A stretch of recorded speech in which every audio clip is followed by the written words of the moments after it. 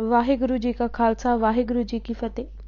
Punjabi audio book YouTube channel सुन रहे सारे ਸਰੋਤਿਆਂ ਨੂੰ ਮੇਰੇ ਸੁਤੰਤਰ ਕੌਰ ਵੱਲੋਂ ਪਿਆਰ ਭਰੀ ਸਤਿ ਸ਼੍ਰੀ ਅਕਾਲ। ਅੱਜ ਅਸੀਂ ਭੂਰਿਆਂ ਵਾਲੇ ਰਾਜੇ ਕੀਤੇ ਕਿਤਾਬ ਦਾ ਅਗਲਾ ਭਾਗ ਪੜ੍ਹਨ ਜਾ ਰਹੇ ਹਾਂ। ਪੰਨਾ ਨੰਬਰ 247। ਸਿੰਘਾਂ ਦਾ ਚਰਿੱਤਰ ਅਤੇ ਵਰਤੋਂ ਵਿਹਾਰ। ਸੂਰਮੇ ਅਤੇ ਸਾਊ ਉਹ ਅਖਵਾਉਂਦੇ ਹਨ ਜੋ ਵੱਡੀ ਤੋਂ ਵੱਡੀ ਮੁਸੀਬਤ ਸਿਰ ਆ ਪੈਣ 'ਤੇ ਆਪਣਾ ਮਾਨਸਿਕ ਸੰਤੁਲਨ ਕਾਇਮ ਰੱਖਣ ਅਤੇ ਮੁਸੀਬਤ ਨੂੰ ਖਿੜੇ ਮੱਥੇ ਝੱਲਣ, ਜੋ ਜ਼ਿੰਦਗੀ ਦੇ ਅਸੂਲਾਂ ਨੂੰ ਨਾ ਛੱਡਣ ਅਤੇ ਆਪਣੀ ਅਣਖ ਅਤੇ ਆਂਚ ਨਾ ਆਉਣ ਦੇਣ। ਸੰਕਟ ਸਦਾ ਕੌਮਾਂ ਦੇ ਸਿਰ ਨਹੀਂ ਟਿਕੇ ਰਹਿੰਦੇ, ਮਰਦਾਂ ਨੂੰ ਤਾਂ ਸੁਆਦ ਹੀ ਔਂਕੜਾਂ ਨਾਲ ਭਿੜਨ ਵਿੱਚ ਆਉਂਦਾ ਹੈ। ਉਸ ਵੇਲੇ ਦੇ ਸਿੰਘ ਸੱਚੇ ਅਤੇ ਸੁੱਚੇ ਪਿਆਰ ਪ੍ਰੇਮ ਦੀ ਦੁਨੀਆ ਵਿੱਚ ਵਿਚਰਦੇ ਸਨ। ਇੱਕ ਦੂਸਰੇ ਨੂੰ ਆਪਣੀ ਦੇਹ ਜਾਨ ਸਮਝਦੇ।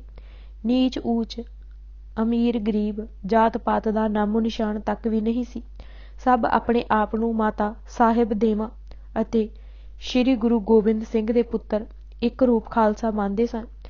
ਜੋ ਕੁਝ ਕਮਾਉਂਦੇ ਗੁਰੂ ਕੇ ਖਜ਼ਾਨੇ ਵਿੱਚ ਪਾਉਂਦੇ ਅਤੇ ਸਾਰੇ ਭਾਈ ਰਲ ਕੇ ਛਕਦੇ। ਵੱਧ ਘੱਟ ਲੈਣ ਦਾ ਕਿਸੇ ਨੂੰ ਖਿਆਲ ਹੀ ਨਾ ਫੁਰਦਾ। ਨਵਾਬ ਕਪੂਰ ਸਿੰਘ, ਸਰਦਾਰ ਹਰੀ ਸਿੰਘ ਆਦਿਕ ਮੁਖੀ ਸਿੰਘ ਜੋ ਵਰਤਾਉਂਦੇ ਉਸੇ ਤੇ ਪ੍ਰਸੰਨ ਰਹਿੰਦੇ ਅਤੇ ਆਨੰਦ ਮਾਣਦੇ। ਇੱਕ ਅਕਾਲ ਪੁਰਖ ਵਾਹਿਗੁਰੂ ਗੁਰੂ ਗ੍ਰੰਥ ਸਾਹਿਬ ਤੇ ਅਡੋਲ ਨਿਸ਼ਚਾ ਰੱਖਦੇ। ਦਿਨ ਰਾਤ ਗੁਰੂ ਕੀ ਬਾਣੀ ਪੜ੍ਹਦੇ। ਘੋੜਿਆਂ ਅਤੇ ਸ਼ਸਤਰਾਂ ਨਾਲ ਬਹੁਤ ਪਿਆਰ ਕਰਦੇ।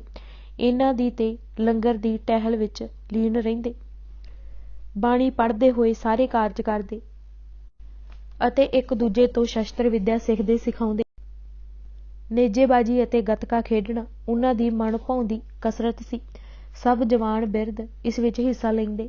ਨਵੇਂ ਨਵੇਂ ਗੜਗੱਜ ਬੋਲੇ ਘੜਦੇ। ਲੰਗਰ ਦਾ ਸਜਾਉਣਾ ਅਤੇ ਛਕਣ ਛਕਾਉਣ ਸਭ ਸਰਬ ਲੋਹ ਦੇ ਬਰਤਨਾਂ ਵਿੱਚ ਹੁੰਦਾ। ਕਿਸੇ ਵੀ ਐਸ਼ੋ ਇਸ਼ਰਤ ਵਾਲੀ ਮਸਨੂਈ ਸ਼ੈ ਵੱਲ ਨਜ਼ਰ ਭਰ ਕੇ ਵੀ ਨਾ ਤੱਕਦੇ। ਮੁਗਲਾਂ ਦੀ ਨਖਰੇ ਟਖਰੇ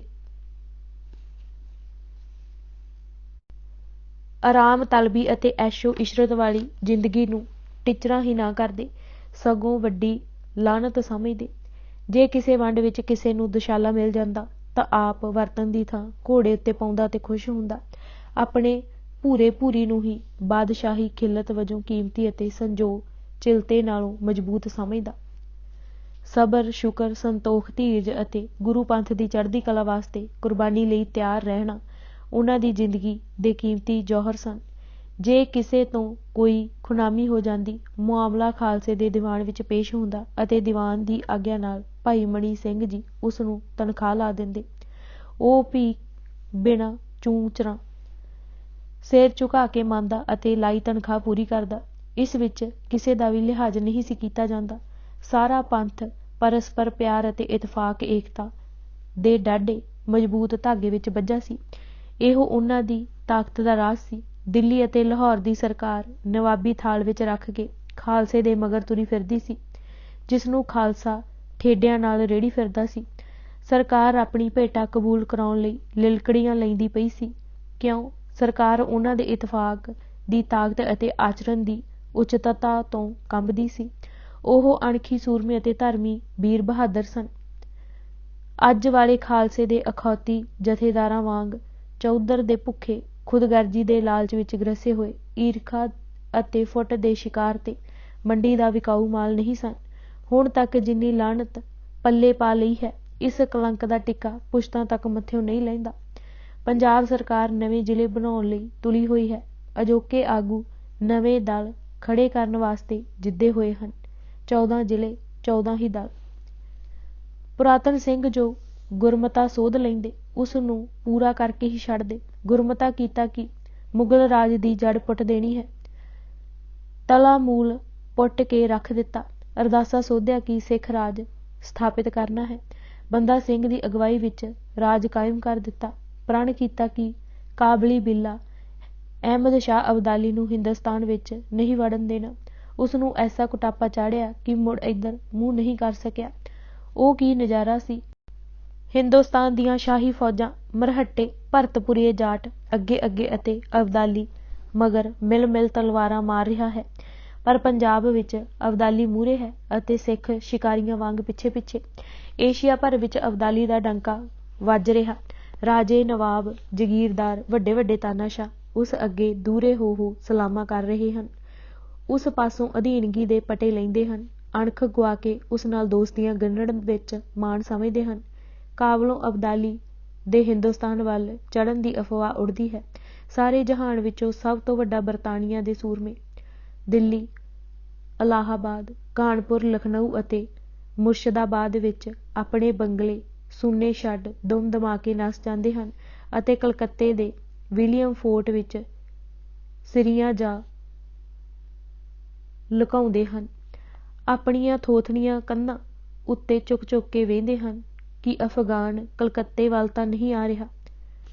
ਹੁੰਗਲੀ ਵਿੱਚ ਜਹਾਜ਼ ਤਿਆਰ ਰੱਖੇ ਜਾਂਦੇ ਹਨ ਕਿ ਜੇ ਉਹ ਬੰਗਾਲ ਵਿੱਚ ਆ ਵੜੇ ਤਾਂ ਛਾਲਾਮਾਰ ਜਹਾਜ਼ਾਂ ਵਿੱਚ ਚੜ੍ਹ ਕੇ ਮਹਾਨ ਬਰਤਾਨੀਆ ਦੀ ਕੱਛ ਵਿੱਚ ਜਾ ਲੁਕੀਏ। ਇਹ ਡਰ ਹੁੰਦਾ ਬਗਾਨਿਆਂ ਪੁੱਤਾਂ ਦਾ। ਪਰ ਇਹੋ ਅਬਦਾਲੀ ਜੋ ਸਿੱਖਾਂ ਨੂੰ ਮਲੀਆਮੇਟ ਕਰਨ ਲਈ ਘੱਲੂ ਘਾਰੇ ਮਚਾ ਥੱਕਿਆ, ਸਿੱਖਾਂ ਦੇ ਜੌਹਰ ਅਤੇ ਉਹਨਾਂ ਦੀ ਤਲਵਾਰ ਦੀ ਕਾਟ ਨੂੰ ਵੇਖ ਅਜਮਾ ਕੇ ਅਨੁਭਵ ਕਰ ਲੈਂਦਾ ਹੈ ਕਿ ਉਸਦੇ ਦੁਰਾਨੀ ਸਿਪਾਹੀ ਸਿੱਖਾਂ ਨਾਲ ਪੁੱਗ ਨਹੀਂ ਸਕਣਗੇ। ਸਿੱਖਾਂ ਨਾਲ ਯਾਰਾਨਾ ਗੰਢਣ ਲਈ ਹੱਥ ਵਧਾਉਂਦਾ ਹੈ। ਉਹਨਾਂ ਨੂੰ ਨਜ਼ਰ ਨਿਆਜ਼ ਘੱਲਦਾ ਹੈ। ਪੰਜਾਬ ਦੀ ਸਰਦਾਰੀ ਲਈ ਮੋਹਰਾਂ ਕਰਕੇ ਦੇਣ ਨੂੰ ਤਿਆਰ ਹੈ। ਕਹਿੰਦੇ ਕਿ ਉਹ ਪੰਜਾਬ ਵਿੱਚ ਦੀ ਦਿੱਲੀ ਨੂੰ ਲੰਘੇਗਾ ਵੀ ਨਹੀਂ, ਸਿਰਫ ਮੁਲਤਾਨ ਵੱਲੋਂ ਉਸਦਾ ਰਸਤਾ ਨਾ ਰੁਕਿਆ ਜਾਵੇ। ਆਓ ਖਾਲਸਾ ਜੀ, ਮੇਰੇ ਨਾਲ ਸੁਲ੍ਹਾ ਕਰ ਲਵੋ, ਆਓ ਦੋਸਤ ਬਣ ਜਾਈਏ। ਪਰ ਸਿੰਘ ਉਸ ਦੀ ਬਾਦਸ਼ਾਹ ਅਤੇ ਦੋਸਤੀ ਨੂੰ ਜੁੱਤੀ ਦੀ ਠੋਕ ਨਾਲ ਠੁਕਰਾਉਂਦੇ ਹੋਏ ਕਹਿੰਦੇ ਹਨ, ਸਾਨੂੰ ਬਾਦਸ਼ਾਹੀ ਤਾਂ ਕਲਗੀਧਰ ਨੇ ਬਖਸ਼ੀ ਹੈ, ਤੂੰ ਕੌਣ ਹੈ ਸਾਨੂੰ ਬਾਦਸ਼ਾਹੀ ਦੇਣ ਵਾਲਾ। ਰਹੀ ਗੱਲ ਦੋਸਤੀ ਅਤੇ ਸੁਲ੍ਹਾ ਦੀ, ਤੇਰਾ ਸਾਡਾ ਮਿਲਾਪ ਬਰੂਦ ਤੇ ਅੱਗ ਵਾਲਾ ਹੈ। ਤੇਰੀ ਸਾਡੀ ਸੁਲ੍ਹਾ ਖੈਬਰ ਵਿੱਚ ਤਲਵਾਰੀ ਹੋਵੇਗੀ। ਸੁਲ੍ਹਾ ਦੀਆਂ ਸ਼ਰਤਾਂ ਤਲਵਾਰਾਂ ਤੁਹਾਡੇ ਦੁਰਾਨੀਆਂ ਦੇ ਖੂਨ ਵਿੱਚ ਡੋਬ ਡੋਬ ਲਿਖਾਂਗੇ। ਜਰਾ ਸਮੇਂ ਨੂੰ ਉਡੀਕੋ ਕਿ ਗੈਬ ਚੋਂ ਕੀ ਆਵਾਜ਼ ਆਉਂਦੀ ਹੈ। ਸਾਡੇ ਨਾਲ ਸੁਲ੍ਹਾ ਕਰਕੇ ਹਿੰਦੁਸਤਾਨ ਦੀ ਲੁੱਟ ਲਈ ਰਸਤਾ ਸਾਫ਼ ਕਰ ਦੇਂ। ਮੁਲਤਾਨ ਵਾਲੇ ਪਾਸਿਓਂ ਤਾਂ ਕੀ, ਤੈਨੂੰ ਕਿਸੇ ਪਾਸਿਓਂ ਵੀ ਹਿੰਦੁਸਤਾਨ ਵੱਲ ਝਾਕਣ ਤੱਕ ਨਹੀਂ ਦੇਣਾ। ਤੇਰੀ ਸਾਡੀ ਅਹਿਮਦਾ ਤਲਵਾਰਬਾਜੀ, ਮੁਗਲ ਮਰਹੱਟੇ ਅਤੇ ਜਾਟ ਨਹੀਂ ਜੋ ਤਲੀਏ ਭੋਰ ਲਵੇਂਗਾ। ਇਹ ਕਲਗੀਧਰ ਦਾ ਫੌਲਾਦੋਂ ਵੱਧ ਮਜ਼ਬੂਤ ਖਾਲਸਾ ਹੈ ਜੋ ਤੇਰੇ ਵਰਗੇ ਜਰਵਾਣਿਆਂ ਲਈ ਮੌਤ ਦਾ ਫਰਿਸ਼ਤਾ ਦਾ ਰੂਪ ਹੈ। ਤੇਰਾ ਭਲਾ ਜੇ ਤੂੰ ਮਨੋਂ ਚਾਹੁੰਦਾ ਹੋਵੇਂ ਇਸੇ ਵਿੱਚ ਹੈ ਕਿ ਹਿੰਦੁਸਤਾਨ ਵੱਲ ਕਦੀ ਅੱਖ ਵੀ ਨਾ ਕਰੀ। ਸੰਮਤੀ ਭੇਤ ਉਹਨਾਂ ਵਿੱਚ ਵੀ ਸੀ, ਪਰ ਅੱਜ ਕੱਲ੍ਹ ਵਰਗਾ ਮਾਰੂ ਕਿਸਮ ਦਾ ਨਹੀਂ ਸੀ। ਅੱਡ ਅੱਡ ਵਿਚਾਰ ਰੱਖਦੇ ਹੋਏ ਵੀ ਇੱਕ ਸੀ ਜੋ ਗੁਰਮਤਾ ਪਾਸ ਕਰਦੇ, ਉਸ 'ਤੇ ਪੂਰਾ ਪਹਿਰਾ ਦਿੰਦੇ, ਬਾਹਰਲੇ ਦੁਸ਼ਮਣ ਵਿਰੁੱਧ ਇੱਕ ਹੋ ਕੇ ਲੜਦੇ। ਅਜੋਕੇ ਆਗੂਆਂ ਵਾਲਾ ਮੰਦਾ ਹਾਲ ਨਹੀਂ ਸੀ। ਛਪਰੀ ਦੇ ਚੁਫੇਰੇ ਬੈਠੇ ਬਰਸਾਤ ਦੇ ਡੱਡੂਆਂ ਵਾਂਗ ਸਾਰੇ ਅੱਡੋ ਅੱਡ ਗੜੈਂ ਗੜੈਂ ਕਰ ਰਹੇ ਹਨ, ਕਿਸੇ 'ਤੇ ਕੋਈ ਅਸਰ ਨਹੀਂ। ਕਹਿੰਦੇ ਸਨ ਕਿ ਇੱਕ ਗੱਲ ਹਨ, ਪਰ ਇੱਕ ਹੋ ਕੇ ਨਹੀਂ ਕਹਿੰਦੇ। ਨਾਮ ਤਾਂ ਪਿਛਲਿਆਂ ਸਿੰਘਾਂ ਦਾ ਲੈ ਲੈ ਕੇ ਅਗਵਾਈ ਚਮਕਾਉਂਦੇ ਹਨ, ਪਰ ਉਹਨਾਂ ਵਾਲਾ ਪੱਲੇ ਗੁਣ ਕੋਈ ਵੀ ਨਹੀਂ।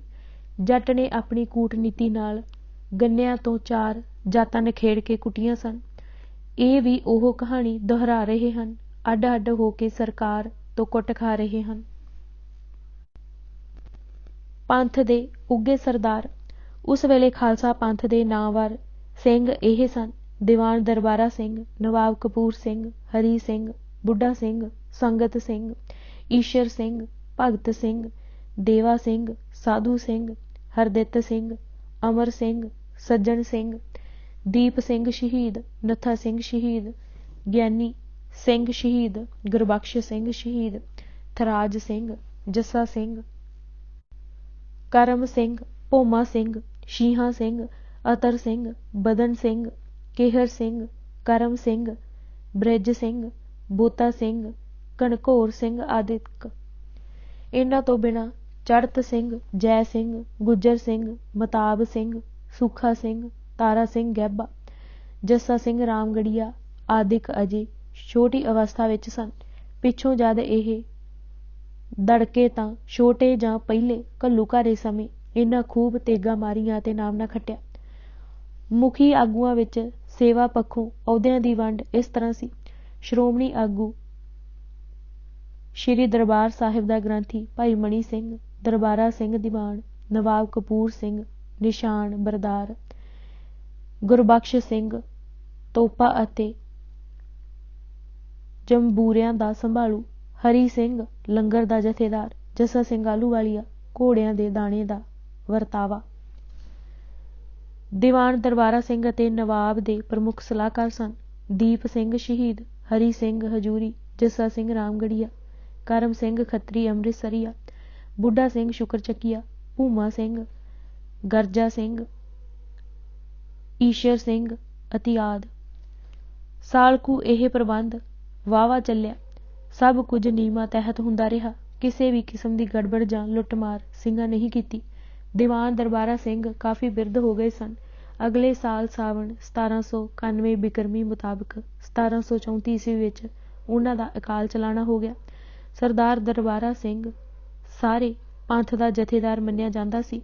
ਹੁਣ ਜਦ ਨਵਾਬ ਕਪੂਰ ਸਿੰਘ ਨੂੰ ਉਸ ਦੀ ਥਾਂ ਪੰਥ ਨੇ ਪ੍ਰਵਾਨ ਕੀਤਾ ਤਾਂ ਉਹ ਸਾਰੇ ਪੰਥ ਦਾ ਜਥੇਦਾਰ ਬਣ ਗਿਆ। ਨਵਾਬ ਕਪੂਰ ਸਿੰਘ ਦੀ ਜਥੇਦਾਰੀ ਵਿੱਚ ਪਹੁਲ ਲੈਣੀ ਸਿੱਖ ਨੌਜਵਾਨ ਮਾਣ ਰਹੇ ਸਨ। ਇੱਕ ਸਾਲ ਵਿੱਚ ਧੜਾ ਧੜ ਸਿੰਘ ਸੱਜ ਗਏ ਅਤੇ ਬਹੁਤ ਦਲ ਵਿੱਚ ਹੀ ਰਹਿਣ ਲੱਗ ਪਏ। ਹੁਣ ਚੂੰਕਿ ਸਿੰਘਾਂ ਦੀ ਗਿਣਤੀ ਬਹੁਤ ਵੱਧ ਗਈ ਅਤੇ ਇੱਕ ਥਾਂ ਸਾਰਿਆਂ ਦਾ ਨਿਰਬਾਹ ਹੋਣਾ ਕਠਿਨ ਹੋ ਗਿਆ ਸੀ, ਲੰਗਰ ਅਤੇ ਘੋੜਿਆਂ ਦੇ ਦਾਣੇ ਦੀ ਵੰਡ ਤੋਂ ਬੋਲਾ ਠੇਲਾ ਹੋ ਜਾਂਦਾ। ਸੋ ਪੰਥ ਦੇ ਮੁਖੀ ਸਿੰਘਾਂ ਇਹ ਸਭ ਵੇਖ ਕੇ ਵਿਚਾਰ ਕੇ ਸਾਰੇ ਦਲ ਦੇ 2 ਹਿੱਸੇ ਕਰ ਦਿੱਤੇ, ਜਿਸ ਦੇ ਨਾਂ ਹੋਏ ਬੁੱਢਾ ਦਲ ਅਤੇ ਤਰਨਾ ਦਲ। ਸਿਆਣੀ ਉਮਰ ਦੇ ਸਿੰਘ ਜੋ ਜੰਗਾਂ ਯੁੱਧਾਂ ਵਿੱਚ ਹੀ ਉਮਰ ਵਿਹਾ ਕੇ ਬਜ਼ੁਰਗ ਹੋਏ ਸਨ, ਬੁੱਢਾ ਦਲ ਵਿੱਚ ਸ਼ਾਮਿਲ ਹੋ ਗਏ। ਨੌਜਵਾਨ ਜਿਨ੍ਹਾਂ ਦਾ ਗਰਮ ਖੂਨ ਜੋਸ਼ ਮਾਰਦਾ ਅਤੇ ਮਾਰ ਕੇ ਮਾਰਨ ਅਤੇ ਸਾਕੇ ਕਰਨ ਨੂੰ ਕਾਹਲੇ ਸਨ, ਉਹਨਾਂ ਨੂੰ ਤਰਨਾ ਦਲ ਬਣਿਆ। ਤਰਨਾ ਦਲ ਨੇ ਵਿਵੇਕਸਰ ਵਾਲੇ ਪਾਸੇ ਆ ਕੇ ਡੇਰੇ ਲਾ ਲਏ। ਲੰਗਰ ਵੀ 2 ਹੋ ਗਏ। ਬੁੱਢਾ ਦਲ ਦੇ ਮੁਖੀ ਸਿੰਘਾਂ ਫਿਰ ਵਿਚਾਰ ਕੀਤੀ ਕਿ ਤਰਨਾ ਦਲ, ਜਿਸ ਦੀ ਗਿਣਤੀ ਬਹੁਤ ਜ਼ਿਆਦਾ ਹੈ, ਦਾ ਇਕੱਠੇ ਰਹਿਣਾ ਵੀ ਸੰਭਵ ਨਹੀਂ, ਮਤਾ ਕੋਈ ਬੇਇਤਫਾਕੀ ਫੁੱਟ ਪਵੇ। ਇਸ ਲਈ ਇਹਨਾਂ ਦੇ ਵੀ ਅੱਗੇ 5 ਜਥੇ ਬਣਾ ਦਿੱਤੇ। ਨੰਬਰ 1 ਪਹਿਲਾ ਜਥਾ ਸ਼ਹੀਦਾਂ ਦਾ। ਮੁਖੀ ਜਥੇਦਾਰ ਬਾਬਾ ਦੀਪ ਸਿੰਘ, ਉਹਨਾਂ ਦੇ ਨਾਲ ਨਥਾ ਸਿੰਘ, ਗੁਰਬਖਸ਼ ਸਿੰਘ ਅਤੇ ਪ੍ਰੇਮ ਸਿੰਘ ਪ੍ਰਸਿੱਧ ਸਿੰਘ ਸਨ। ਨੰਬਰ 2 ਦੂਜਾ ਜਥਾ ਅੰਮ੍ਰਿਤਧਾਰੀਆਂ ਦਾ। ਇਸ ਦੇ ਆਗੂ ਸਰਦਾਰ ਕਰਮ ਸਿੰਘ ਅਤੇ ਧਰਮ ਸਿੰਘ ਖੱਤਰੀ ਸਨ। ਨੰਬਰ 3 ਤੀਜਾ ਜਥਾ ਸਾਹਿਬਜ਼ਾਦਿਆਂ ਦਾ। ਇਸ ਦੇ ਆਗੂ ਬਾਬਾ ਕਾਹਨ ਸਿੰਘ ਭੱਲਾ ਸਿੰਘ ਸਨ। ਮੀਰੀ ਸਿੰਘ ਭੱਲਾ, ਹਰੀ ਸਿੰਘ ਢਿੱਲੋਂ ਅਤੇ ਬਾਘ ਸਿੰਘ ਹੱਲੋਵਾਲੀਆ ਨਾਲ ਨਾਮੀ ਸਰਦਾਰ ਸਨ। ਨੰਬਰ 4 ਚੌਥਾ ਜਥਾ ਡੱਲੇਵਾਲੀਆਂ ਦਾ। ਇਸ ਦਾ ਜਥੇਦਾਰ ਪਿੰਡ ਕੋਟ ਬੁੱਢੇ ਦਾ ਦਸੌਂਦਾ ਸਿੰਘ ਗਿੱਲ ਜੱਟ ਸੀ। ਇਸ ਵਿੱਚ ਉੱਘੇ ਸਰਦਾਰ ਫਤਿਹ ਸਿੰਘ, ਭਾਈ ਭਗਤੂ ਕਾ, ਕਰਮ ਸਿੰਘ, ਗੁਰਦਿਆਲ ਸਿੰਘ, ਹਰਦਿਆਲ ਸਿੰਘ ਖੱਤਰੀ ਡੱਲੇ ਪਿੰਡ ਵਾਲੇ। ਨੰਬਰ 5 ਪੰਜਵਾਂ ਜਥਾ ਰੰਗਰੇਟੇ ਸਿੰਘਾਂ ਦਾ। ਇਸ ਦੇ ਪ੍ਰਮੁੱਖ ਆਗੂ ਬੀਰ ਸਿੰਘ, ਜਿਉਣ ਸਿੰਘ, ਮਦਨ ਸਿੰਘ ਅਤੇ ਅਮਰ ਸਿੰਘ ਸਨ।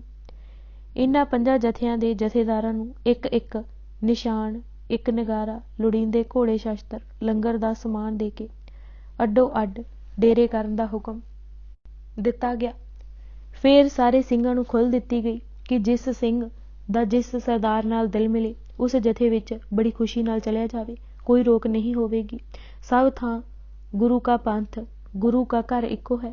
ਇਹਨਾਂ 5 ਜਥਿਆਂ ਨੇ ਰਾਮਸਰ, ਸੰਤੋਖਸਰ, ਵਿਵੇਕਸਰ ਥਾਵਾਂ ਤੇ ਅੱਡ ਅੱਡ ਕਰਕੇ ਆਪਣੇ ਡੇਰੇ ਲਾ ਲਏ, ਪਰ ਬੁੱਢਾ ਦਲ ਦਾ ਡੇਰਾ ਅਕਾਲ ਬੁੰਗੇ ਹੀ ਰਿਹਾ। ਬੁੱਢਾ ਦਲ ਦਾ ਸਿਰਮੌਰ ਜਥੇਦਾਰ ਨਵਾਬ ਕਪੂਰ ਸਿੰਘ ਸੀ। ਸੋ ਉਸ ਤਰ੍ਹਾਂ ਸਾਰੇ ਦਲ ਖਾਲਸਾ ਦਾ ਪ੍ਰਮਾਣਿਤ ਮੁਖੀ ਸੀ। ਨਵਾਬ ਕਪੂਰ ਸਿੰਘ ਤੋਂ ਪਿੱਛੋਂ ਬੁੱਢਾ ਦਲ ਦੇ ਨਾਮਵਰ ਸਰਦਾਰ ਜੱਸਾ ਸਿੰਘ ਆਹਲੂਵਾਲੀਆ ਅਤੇ ਥਰਾਜ ਸਿੰਘ ਹੋਏ। ਪਿੱਛੋਂ ਬੁੱਢਾ ਦਲ ਅਤੇ ਤਰਨਾ ਦਲ ਦੇ ਸਰਦਾਰਾਂ ਦੀਆਂ 12 ਮਿਸਲਾਂ ਬਣ ਗਈਆਂ, ਜਿਨ੍ਹਾਂ ਹਿੰਦੁਸਤਾਨ ਦੇ ਚੌਥੇ ਵੱਡੇ ਹਿੱਸੇ ਉੱਤੇ ਆਪਣੀ ਆਪਣੀ ਸਿੱਖਦਾਰੀ ਕਾਇਮ ਕਰ ਲਈ। ਬਾਅਦ ਵਿੱਚ ਮਹਾਰਾਜਾ ਰਣਜੀਤ ਸਿੰਘ ਸ਼ੁਕਰਚੱਕੀਆ ਮਿਸਲ ਨੇ 11 ਮਿਸਲਾਂ ਖਤਮ ਕਰਕੇ ਖਾਲਸਾ ਰਾਜ ਸਥਾਪਿਤ ਕਰ ਦਿੱਤਾ। 12ਵੀਂ ਫੂਲਕੀਆਂ ਮਿਸਲ ਨਾਲ ਨਾ ਮਿਲੀ, ਅੰਗਰੇਜ਼ਾਂ ਦੀ ਗੋਦੀ ਵਿੱਚ ਵੜ ਬੈਠੀ ਅਤੇ ਖਾਲਸਾ ਰਾਜ ਦੇ ਪੂਰਬ ਵਾਲੇ ਪਾਸੇ ਪਸਾਰ ਨੂੰ ਰੋਕਣ ਵਿੱਚ ਅੰਗਰੇਜ਼ਾਂ ਦਾ ਹੱਥ ਠੇਕਾ ਬਣੀ। 11 ਮਿਸਲਾਂ ਦੀਆਂ ਅਥਾਹ ਕੁਰਬਾਨੀਆਂ ਅਤੇ ਘਾਲਾਂ ਨੂੰ ਇਸ ਫੂਲਕੀਆ ਮਿਸਲ ਨੇ ਖੂਹ ਖਾਤੇ ਵਿੱਚ ਪਾ ਦਿੱਤਾ। ਇਸ ਮਿਸਲ ਦੇ ਵੱਡ ਵਡੇਰੇ ਭੁੱਖੇ ਮਰਦਿਆਂ ਨੇ ਸ਼੍ਰੀ ਗੁਰੂ ਹਰਗੋਬਿੰਦ ਸਾਹਿਬ ਦੇ ਦਰਬਾਰ ਵਿੱਚ ਹਾਜ਼ਰ ਹੋ ਕੇ ਆਪਣੀ ਲਾਚਾਰੀ ਢਿੱਡ ਵਜਾ ਕੇ ਦੱਸੀ ਸੀ। ਮੀਰੀ ਪੀਰੀ ਦੇ ਮਾਲਕ ਨੇ ਮਿਹਰ ਦੇ ਘਰ ਵਿੱਚ ਆ ਕੇ ਭੁੱਖਿਆਂ ਮੰਗਤਿਆਂ ਨੂੰ ਰਾਜ ਕਰਨ ਦਾ ਆਸ਼ੀਰਵਾਦ ਦਿੱਤਾ ਸੀ। ਇਸ ਬਖਸ਼ਿਸ਼ ਸਦਕਾ ਜਦ ਰਾਜ ਦੀ ਪ੍ਰਾਪਤੀ ਹੋ ਗਈ, ਭੁੱਖ ਗਈ ਅਤੇ ਰੱਜ ਖਾਣ ਲੱਗ ਪਏ ਤਾਂ ਨਦੀ ਲੰਘੀ, ਖਵਾਜਾ ਵਿਸਰਿਆ ਅਨੁਸਾਰ ਪਿਛੋਕੜ ਭੁੱਲ ਗਿਆ। ਗੁਰੂ ਘਰ ਨਾਲ ਲਗਾਓ ਵਿੱਚ ਵੀ ਫਰਕ ਪੈਣ ਲੱਗ ਪਿਆ। ਅਨੰਦਪੁਰ ਸਾਹਿਬ ਦੀਆਂ ਲੜਾਈਆਂ ਸਮੇਂ ਦਸ਼ਮੇਸ਼ ਜੀ ਉੱਤੇ ਔਖ ਦਾ ਸਮਾਂ ਸੀ। ਆਖਰੀ ਘੇਰੇ ਸਮੇਂ ਤਾਂ ਹੋਰ ਵੀ ਮੁਸ਼ਕਲਾਂ ਦੇ ਪਹਾੜ ਟੁੱਟ ਪਏ। ਚੌਂਕੁਟਾਂ ਤੋਂ ਸਿਦਕੀ ਸਿੱਖ ਘਰਾਂ ਨੂੰ ਛੱਡ ਕੇ ਸ਼ਮਾ ਦੁਆਲੇ ਪਰਵਾਨਿਆਂ ਵਾਂਗ ਅਨੰਦਪੁਰ ਸਾਹਿਬ ਆਣ ਇਕੱਠੇ ਹੋਏ। ਇਹ ਘੇਰਾ 8 ਮਹੀਨਿਆਂ ਤੋਂ ਵੱਧ ਤੱਕ ਰਿਹਾ। ਇਸ ਮਿਸਲ ਦੇ ਰਾਮੇ ਤਿਲੋਕੇ ਨੇ ਰਾਜ ਭਾਗ ਪਾਸ ਹੁੰਦਿਆਂ ਸੁੰਦਿਆਂ ਸ਼ਸਤਰਾਂ, ਘੋੜਿਆਂ ਅਤੇ ਲੜਾਕੂਆਂ ਨੂੰ ਬਣੀ ਵੇਲੇ ਗੁਰੂ ਘਰ ਦੀ ਸੇਵਾ ਲਈ ਨਹੀਂ ਭੇਜਿਆ ਸੀ। ਜੱਗੋ ਸੱਚੇ ਹੋਣ ਲਈ ਕੁਝ ਗੱਡੇ ਦਾਣਾ ਪੱਠਾ ਲਦਵਾ ਕੇ ਉੱਧਰ ਤੋਰ ਦਿੱਤੇ ਸਨ। ਲੜਾਕੂ ਸੂਰਮੇ ਅਤੇ ਸ਼ਸਤਰ ਬਸਤਰ ਵੀ ਨਾਲ ਘਲਾ ਸਕਦੇ ਸਨ, ਪਰ ਹੀਆਂ ਨਾ ਪਿਆ ਮਤੇ ਦਿੱਲੀ ਸਰਕਾਰ ਨਾਲ ਵਿਗਾੜ ਪੈ ਜਾਵੇ। ਜਦ ਅੰਮ੍ਰਿਤ ਛਕ ਕੇ ਸਰਦਾਰ ਆਲਾ ਸਿੰਘ ਸੱਜ ਗਿਆ ਤਾਂ ਬੁੱਢਾ ਦਲ ਅਤੇ ਤਰਨਾ ਦਲ ਦੋਵੇਂ ਹਰ ਔਖ ਵੇਲੇ ਇਸ ਦੀ ਬੌੜੀ ਕਰਦੇ ਰਹੇ। ਮੰਜਕੀ ਦੇ ਰੰਗੜ ਜੋ ਆਲਾ ਸਿੰਘ ਨਾਲ ਛੇੜਖਾਨੀ ਕਰਨੋਂ ਬਾਜ਼ ਨਹੀਂ ਸਨ ਆਉਂਦੇ, ਉਹਨਾਂ ਵਿਰੁੱਧ ਸਿੰਘਾਂ ਨੇ ਆਲਾ ਸਿੰਘ ਦੀ ਸਹਾਇਤਾ ਕੀਤੀ ਅਤੇ ਉਹਨਾਂ ਨੂੰ ਐਸਾ ਕੁਟਾਪਾ ਚਾੜਿਆ ਕਿ ਮੁੜ ਇਸ ਪਾਸੇ ਮੂੰਹ ਨਹੀਂ ਕੀਤਾ। ਖਾਲਸਾ ਜੀ ਦੀ ਸਹਾਇਤਾ ਨਾਲ ਹੀ ਬਾਬਾ ਆਲਾ ਸਿੰਘ ਨੇ ਆਪਣੇ ਵੈਰੀਆਂ ਨੂੰ ਪਰੇ ਧੱਕ ਕੇ ਆਪਣੇ ਰਾਜ ਦੀਆਂ ਹੱਦਾਂ ਵਧਾਈਆਂ ਸਨ। ਇਸ ਮਿਸਲ ਦੀ ਹਰ ਅਖਿਆਈ ਨੂੰ ਬਾਕੀ 11 ਮਿਸਲਾਂ ਨੇ ਆਪਣੇ ਸਿਰ ਝੱਲਿਆ, ਪਰ ਸਿੰਘਾਂ ਦਾ ਜਦ ਅਬਦਾਲੀ ਨਾਲ ਪੰਜਾ ਪਿਆ ਤਾਂ ਬਾਬਾ ਜੀ ਮੱਕੜੇ ਥੱਲੇ ਬਟੇਰੇ ਵਾਂਗ ਦੜ ਵੱਟ ਗਏ। ਵੱਡੇ ਘੱਲੂਘਾਰੇ ਵੇਲੇ ਮਹਾਰਾਜਾ ਆਲਾ ਸਿੰਘ ਬਰਨਾਲੇ ਸੀ। ਕੁਪਰਹੀੜੇ ਤੋਂ ਲੜਦੇ ਭਿੜਦੇ ਸਿੰਘ ਵੀ ਇਸੇ ਪਾਸੇ ਆ ਰਹੇ ਸਨ। ਖਾਲਸਾ ਜੀ ਦਾ ਬੜਾ ਨੁਕਸਾਨ ਹੋਇਆ। ਖਾਨਦਾਨਾਂ ਦੇ ਖਾਨਦਾਨ ਮਿਟ ਗਏ। ਸਿੰਘਾਂ ਤੇ ਬੜਾ ਕਹਿਰ ਦਾ ਸਮਾਂ ਸੀ। ਫੂਲਕਿਆ ਮਿਸਲ ਲਾਗੇ ਨਹੀਂ ਆਏ। ਮਲੇਰੀਆ ਦੇ ਤੁਖਣਾ ਤੇ ਜਦ ਅਹਿਮਦ ਬਰਨਾਲੇ ਵੱਲ ਵਧਿਆ, ਮਹਾਰਾਜਾ ਆਲਾ ਸਿੰਘ ਭਵਾਨੀਗੜ੍ਹ ਵੱਲ ਖਿਸਕ ਗਿਆ। ਪਿੱਛੋਂ ਜਦ ਉਸ ਨਾਲ ਪਿੰਡਾਂ ਜਾ ਘਸਾਇਆ ਤਾਂ ਦੁਰਾਨੀ ਨੇ ਕੈਦ ਕਰ ਲਿਆ। ਦਾੜਾ ਸਾਬਤ ਸੂਰਤ ਰੱਖਣ ਦਾ ਹੀ ਉਸ ਨੇ 1.25 ਲੱਖ ਲਿਆ। ਫਿਰ ਕਈ ਲੱਖ ਪੁੰਘਾ ਦੇ ਕੇ ਛੁਟਕਾਰਾ ਪਾਇਆ। 1765 ਈਸਵੀ ਵਿੱਚ ਦੁਰਾਨੀ ਦੇ 8ਵੇਂ ਹਮਲੇ ਸਮੇਂ ਅਮਰ ਸਿੰਘ ਆਲਾ ਸਿੰਘ ਦਾ ਪੋਤਰਾ ਗੱਦੀ ਤੇ ਸੀ। ਅਹਿਮਦ ਸ਼ਾਹ ਦਾ ਕੰਪੂ ਅੰਬਾਲੇ ਤੋਂ ਅੱਗੇ ਦੱਖਣ ਵਿੱਚ 20 ਮੀਲ ਦੇ ਫਾਸਲੇ ਤੇ ਇਸਮਾਇਲਾਬਾਦ ਵਿਖੇ ਸੀ। ਨਜੀਬੁਦੌਲਾ ਨੇ ਆਪਣੇ ਜਿੰਮੇ ਬਣਦੀ 2 ਲੱਖ ਦੀ ਰਕਮ ਤਾਰ ਕੇ ਸਰਹੰਦ ਦੀ ਗਵਰਨਰੀ ਆਪਣੇ ਪੁੱਤ ਜਾਬਿਤਾ ਖਾਨ ਦੇ ਨਾਂ ਮੋਹਰ ਕਰਵਾ ਲਈ। ਸਰਹੰਦ ਅਸਲ ਵਿੱਚ ਦੁਰਾਨੀ ਨੇ ਆਲਾ ਸਿੰਘ ਦੀ ਸਪੁਰਦਗੀ ਵਿੱਚ ਦਿੱਤੀ ਹੋਈ ਸੀ ਅਤੇ ਇਹਨਾਂ ਜਿੰਮੇ ਭਾਵ ਅਮਰ ਸਿੰਘ ਦੇ ਵੇਲੇ ਤਾਂ 9 ਲੱਖ ਰੁਪਏ ਤਾਰਨੇ ਬਣਦੇ ਸਨ। ਸਰਹੰਦ ਵੀ ਗਈ ਅਤੇ ਦੁਰਾਨੀ ਵੀ ਨਾ ਖੁਸ਼। ਇੱਥੇ ਕੰਪੂ ਵਿੱਚ ਗੱਲੀ ਗੱਲੀ ਨਜੀਬੁਦੌਲਾ ਨੇ ਰਾਜਾ ਅਮਰ ਸਿੰਘ ਨੂੰ ਕਿਹਾ, ਰਾਜਾ ਸਾਹਿਬ, ਤੁਹਾਡਾ ਪਟਿਆਲੇ ਦਾ ਕਿਲ੍ਹਾ ਕੀ ਹੈ? ਮੈਂ ਨਜੀਬਾਬਾਦ ਵਿਖੇ ਤੁਹਾਨੂੰ ਆਪਣਾ ਪੱਥਰਗੜ੍ਹ ਵਿਖਾਵਾਂਗਾ। ਵੇਖਿਓ ਉਹ ਕਿੰਨਾ ਮਜ਼ਬੂਤ ਹੈ।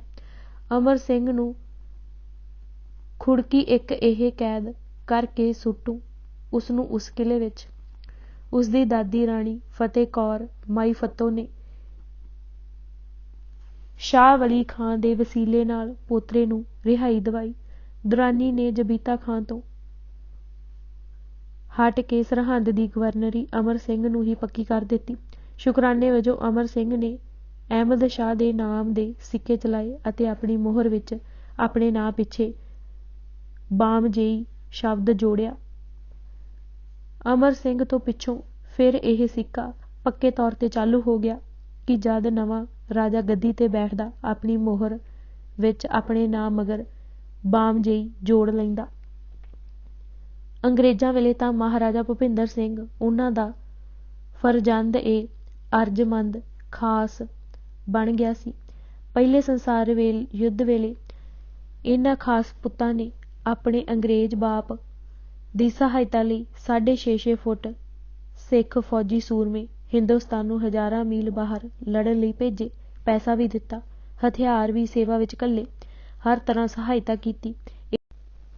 ਇਹ ਉਹ ਬਾਪ ਸੀ ਜਿਸ ਨੇ ਇਹਨਾਂ ਦੇ ਸਿਰਾਂ 'ਤੇ ਹੱਥ ਫੇਰ ਕੇ ਉਹ ਕਲਗੀਆਂ ਲਾ ਲਈਆਂ ਜੋ ਅਸਲ ਬਾਪ ਗੁਰੂ ਹਰਗੋਬਿੰਦ ਸਾਹਿਬ ਵੱਲੋਂ ਬਖਸ਼ੀਆਂ ਗਈਆਂ ਸਨ। ਨਕਲੀ ਬਾਪ ਨੇ ਅਣਖ ਅਤੇ ਆਜ਼ਾਦੀ ਦੋਵੇਂ ਠੁੰਗ ਲਏ। ਉਹਨਾਂ ਦੇ ਹੋਏ ਮਰ ਗਏ ਜਿਸ ਨੇ ਇਹਨਾਂ ਪੈਰਾਂ ਥੱਲੇ ਰੁਲਦਿਆਂ ਕੱਖਾਂ ਤੋਂ ਲੱਖਾਂ ਕਰੋੜਾਂ ਦੇ ਮਾਲਕ ਬਣਾ ਦਿੱਤਾ।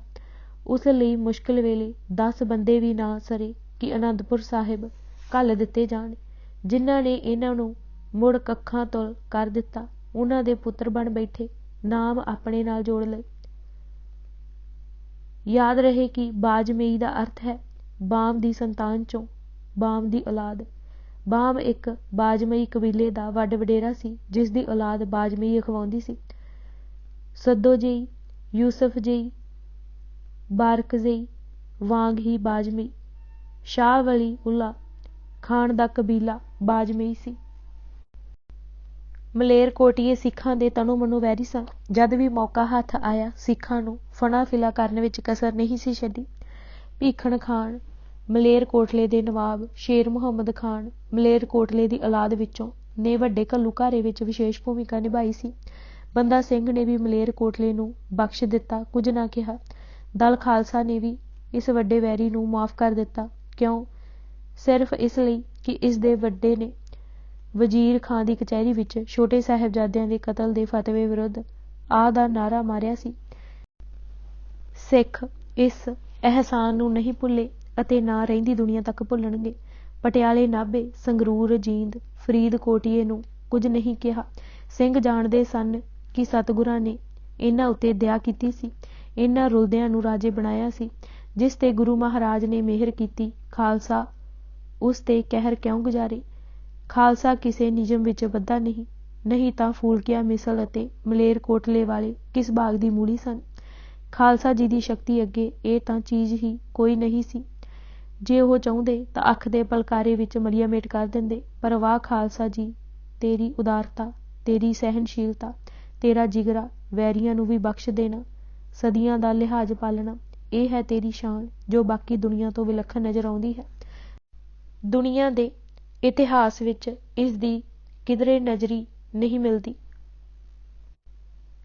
ਸਿੰਘਾਂ ਦੀ ਗਿਣਤੀ ਬਹੁਤ ਵੱਧ ਜਾਣ ਕਰਕੇ ਚੜ੍ਹਾਵੇ ਅਤੇ ਜਗੀਰ ਦੀ ਆਮਦਨ ਨਾਲ ਖਰਚ ਪੂਰਾ ਹੋਣਾ ਮੁਸ਼ਕਿਲ ਹੋ ਗਿਆ। ਇਹ ਵੇਖ ਕੇ ਬਹੁਤ ਸਾਰੇ ਸਿੰਘ ਘਰਾਂ ਨੂੰ ਚਲੇ ਗਏ ਅਤੇ ਵਾਹੀ ਜੋਤੀ ਦੇ ਕਾਰ ਵਿਹਾਰ ਵਿੱਚ ਲੱਗੇ।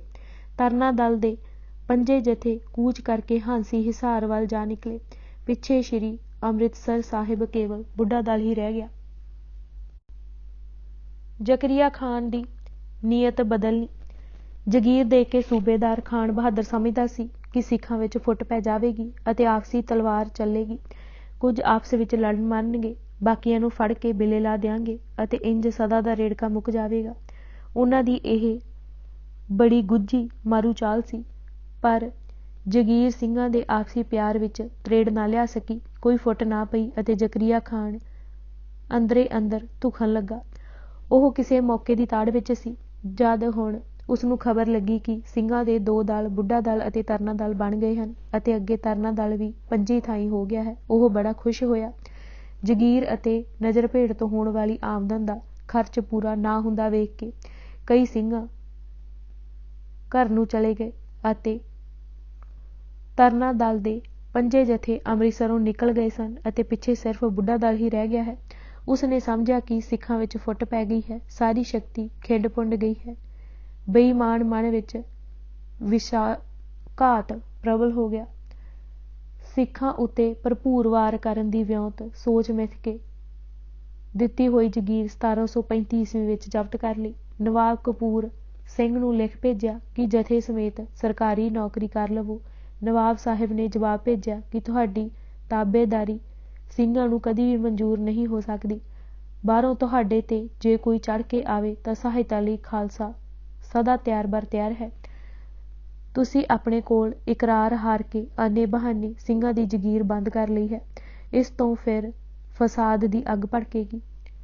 ਨੁਕਸਾਨ ਤਾਂ ਸਾਡਾ ਵੀ ਹੋਵੇਗਾ पर बच तुसी भी नहीं सकोगे। देश भर विच अमन अमान दी तबाही दे जिम्मेदार तुसी होवोगे।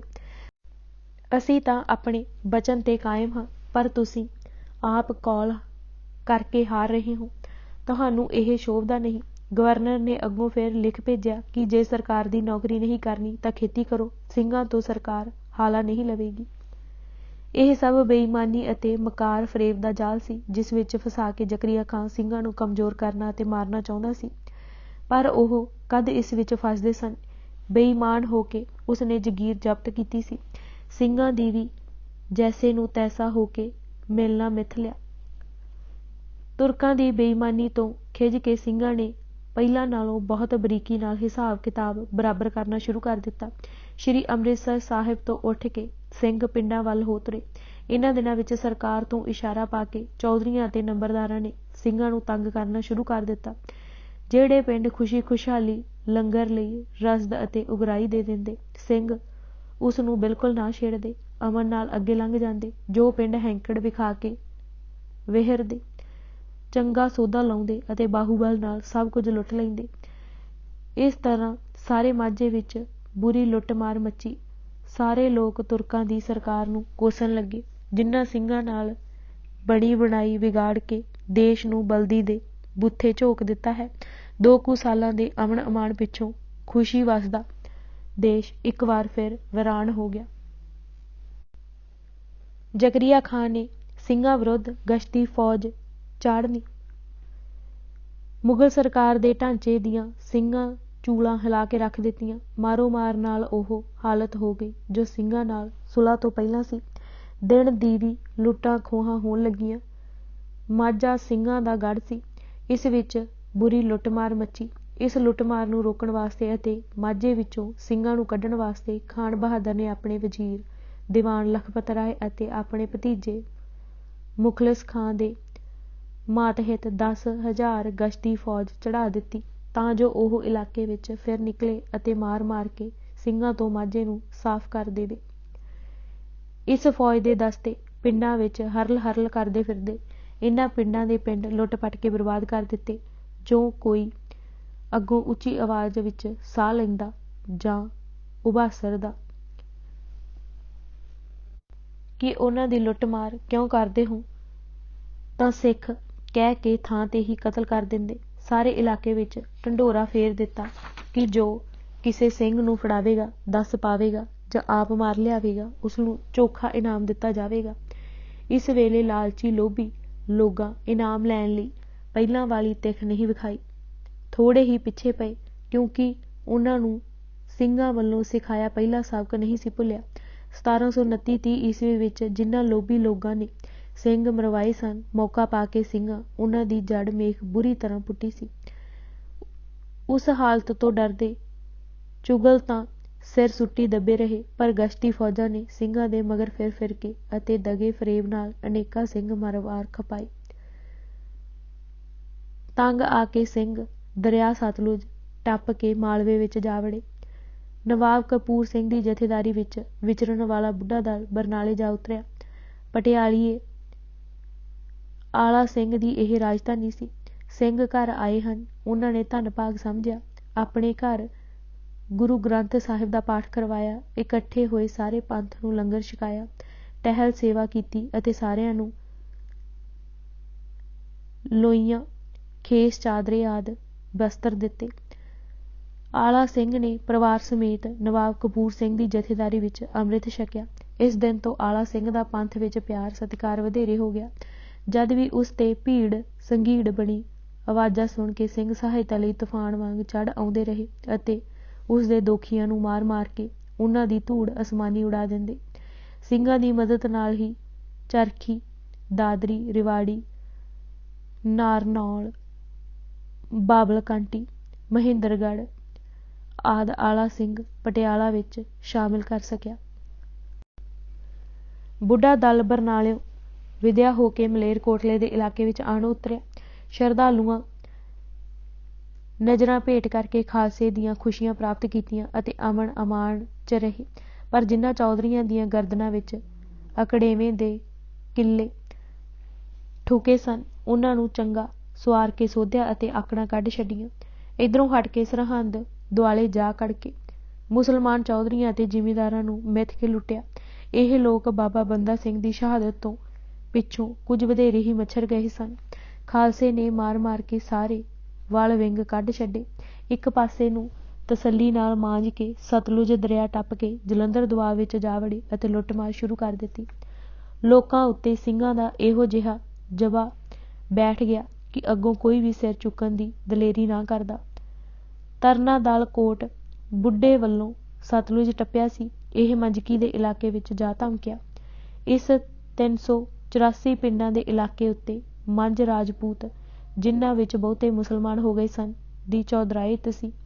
ਕੋਟ ਈਸਾ ਖਾਂ ਦਾ ਦੁਆਲਾ ਧਰਮਕੋਟ, ਕਿਸ਼ਨਗੜ੍ਹ, ਭਿੰਡਰਾਂ, ਜਲਾਲਾਬਾਦ ਦੇ ਦਰਿਆ ਸੱਜੇ ਕੰਢੇ, ਬੰਡਾਲਾ, ਜੰਡਿਆਲਾ, ਤਲਵਣ, ਸ੍ਰੀ ਸ਼ੰਕਰ ਰੁੜਕਾ, ਨਕੋਦਰ, ਮਲਸੀਹਾਂ, ਸ਼ਾਹਪੁਰ, ਬਿਲਗਾ, ਨੂਰ ਮਹਿਲ, ਤਲਵੰਡੀ, ਦੋਸਾਂਝਾਂ, ਮੁਮਾਰੀ ਆਦਿਕ ਵੱਡੇ ਵੱਡੇ ਧਨੀ ਪਿੰਡ ਇਸ ਚੌਧਰਾਇਤ ਵਿੱਚ ਪੈਂਦੇ ਸਨ।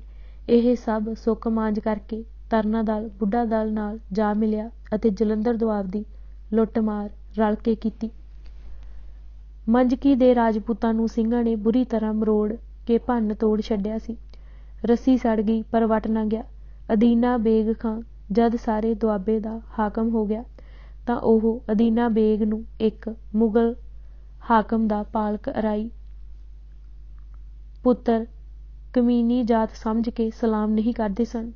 ਉਸ ਨੇ ਇਹ ਆਕੜ ਤੋਂ ਚਿੜ ਕੇ ਪੋਤ ਗੋਤ ਵਾਲੇ ਜੱਟਾਂ ਨੂੰ ਮੰਜਕੀ ਦੀ ਚੌਧਰਾਇਤ ਦੇ ਦਿੱਤੀ। ਇਹਨਾਂ ਜੱਟਾਂ ਵਿੱਚੋਂ ਰਾਏ ਸਰਜਾ ਅਤੇ ਭਾਗਮਲ ਬੜੇ ਉੱਘੇ ਚੌਧਰੀ ਹੋਏ ਸਨ। ਭਾਗਮਲ ਤੋਂ ਬਾਅਦ ਉਸਦਾ ਪੋਤਰਾ ਸਰਦਾਰ ਗੁਲਾਬ ਸਿੰਘ ਮੰਜਕੀ ਦਾ ਹਾਕਮ ਬਣਿਆ। ਹਰਨਾਮ ਸਿੰਘ, ਮਤਾਬ ਸਿੰਘ ਜੋ ਮਸ਼ਹੂਰ ਚੌਧਰੀ ਹੋਏ ਹਨ, ਇਸ ਦੀ ਔਲਾਦ ਵਿੱਚੋਂ ਸਨ। ਯਾਦ ਰਹੇ ਕਿ ਮੁਲਕ ਦੀ ਵੰਡ ਵੇਲੇ ਮੰਝ ਰਾਜਪੂਤ ਪਾਕਿਸਤਾਨ ਵਿੱਚ ਚਲੇ ਗਏ ਸਨ।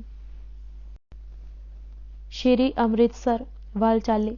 ਮਾਲਵੇ ਅਤੇ ਦੁਆਬੇ ਦੇ ਦੌਰੇ ਵੱਲੋਂ ਵਿਹਲੇ ਹੋ ਕੇ ਦੋਹਾਂ ਦਲਾਂ ਗੁਰਮਤਾ ਪਕਾਇਆ ਕਿ ਇਸ ਸਾਲ ਦੀਪਮਾਲਾ ਦਾ ਮੇਲਾ ਸ਼੍ਰੀ ਅੰਮ੍ਰਿਤਸਰ ਸਾਹਿਬ ਮਨਾਇਆ ਜਾਵੇ।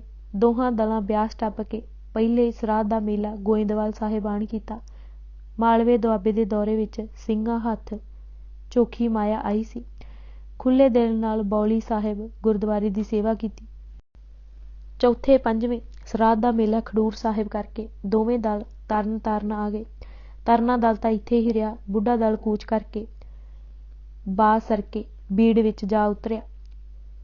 ਬਾਸਰਕੇ ਦੀ ਲੜਾਈ ਸਿੰਘਾਂ ਦੇ ਉਤਾਰੇ ਦੀ ਸੂਈਆਂ ਝੱਟ ਲਾਹੌਰ ਖਬਰ ਪਹੁੰਚਾ ਦਿੱਤੀ। ਜ਼ਕਰੀਆ ਖਾਂ ਨੇ ਉਸੇ ਵੇਲੇ 7000 ਫੌਜ ਦੇ ਕੇ ਦੀਵਾਨ ਲਖਪਤ ਰਾਏ, ਹੈਬਤ ਖਾਂ, ਸਲਾਬਤ ਖਾਂ, ਕੁਤਬਦੀਨ ਖਾਂ, ਤਤਾਰ ਖਾਨ ਆਦਿ ਜਰਨੈਲਾਂ ਨੂੰ ਸਿੰਘਾਂ ਉੱਤੇ ਹਮਲਾ ਕਰਨ ਲਈ ਚੜ੍ਹਾ ਦਿੱਤਾ।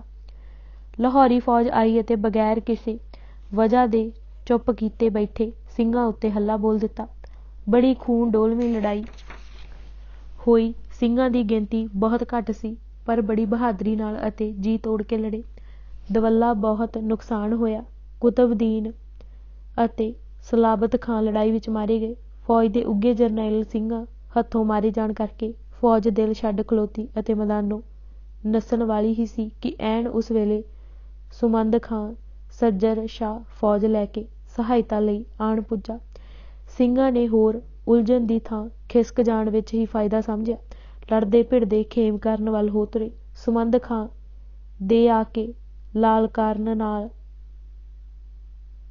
ਫੌਜ ਸਿੰਘਾਂ ਮਗਰ ਪਈ ਤਾਂ ਸਹੀ ਪਰ ਅਗਲੇ ਕਿਹੜੇ ਘੱਟ ਸਨ, ਤਲਵਾਰਾਂ ਨਾਲ ਝਾੜ ਕੇ ਪਿਛਾਂਹ ਸੁੱਟ ਦਿੱਤੇ। ਇਹ ਬਾਸਰਕੇ ਦੀ ਲੜਾਈ 1736 ਈਸਵੀ ਨੂੰ ਹੋਈ ਸੀ। ਹੁਜਰਾ ਸ਼ਾਹ ਮਕੀਮ ਦੀ ਲੜਾਈ। ਜਦ ਤਰਨਾ ਦਲ ਨੂੰ ਖਬਰ ਮਿਲੀ ਕਿ ਬਾਸਰਕੇ ਬੁੱਢਾ ਦਲ ਦੇ ਸਿੰਘਾਂ ਉੱਤੇ ਸ਼ਾਹੀ ਫੌਜ ਨੇ ਹਮਲਾ ਕਰ ਦਿੱਤਾ ਹੈ ਤਾਂ ਉਹ ਖੇਮ ਕਰਨ ਵੱਲ ਚਲੇ ਗਏ। ਤਾਂ ਤਰਨਾ ਦਲ ਉਹਨਾਂ ਦੀ ਸਹਾਇਤਾ ਲਈ ਚੜ੍ਹ ਪਿਆ ਅਤੇ ਖੇਮ ਕਰਨ ਦੋਵੇਂ ਦਲ ਫਿਰ ਇਕੱਠੇ ਹੋ ਗਏ।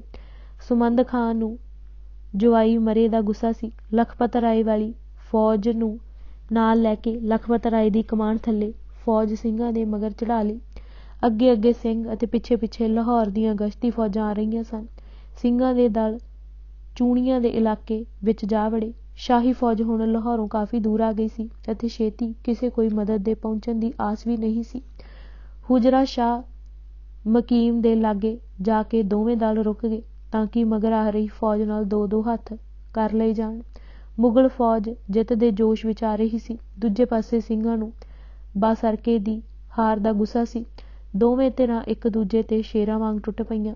ਸਿੱਖ ਇਸ ਬਹਾਦਰੀ ਨਾਲ ਲੜੇ ਕਿ ਸ਼ਾਹੀ ਫੌਜ ਦੇ ਹਜ਼ਾਰਾਂ ਸੂਰਮੇ ਧਰਤੀ ਤੇ ਵਿਛਾ ਦਿੱਤੇ। ਜਮਾਲ ਖਾਂ, ਤਤਾਰ ਖਾਂ, ਦੁਨੀ ਚੰਦ ਵਰਗੇ ਜਰਨੈਲ ਮਾਰੇ ਗਏ। ਫੌਜ ਦੇ ਪੈਰ ਉਖੜ ਗਏ। ਆਪਣੇ ਮੁਰਦੇ ਅਤੇ ਜ਼ਖਮੀ ਛੱਡ ਕੇ ਫੌਜ ਲਾਹੌਰ ਵੱਲ ਨੱਸ ਗਈ। ਸਿੰਘਾਂ ਦੀ ਮੁਕੰਮਲ ਜਿੱਤ ਹੋਈ। ਇਸ ਹਾਰੀ ਹੋਈ ਫੌਜ ਦਾ ਬਹੁਤ ਸਾਰਾ ਸਮਾਨ ਅਤੇ ਘੋੜੇ ਸਿੰਘਾਂ ਦੇ ਹੱਥ ਆਏ। ਇਹ ਸਭ ਕੁਝ ਸਮੇਟ ਕੇ ਸਿੰਘਾਂ ਅੰਮ੍ਰਿਤਸਰ ਵੱਲ ਧਾਈ ਕਰ ਲਈ। ਮਾਝੇ ਵਿੱਚ ਦੀ ਆਕੀਆਂ ਦੀ ਆਕੜ ਭਾਂਦੇ ਆ ਰਹੇ ਸਨ ਕਿ ਸਮਦ ਖਾਂ, ਸੱਜਦ ਸ਼ਾਹ ਅਤੇ ਪਹਿਲਾਂ ਨਾਲੋਂ ਕਿਤੇ ਜ਼ਿਆਦਾ ਸ਼ਾਹੀ ਫੌਜ ਲੈ ਕੇ ਚੜ੍ਹ ਆਇਆ। ਇਸ ਭੇਤ ਦਾ ਅੱਜ ਤੱਕ ਪਤਾ ਨਹੀਂ ਲੱਗਾ ਕਿ ਇੰਨੀ ਫੌਜ ਨਾਲ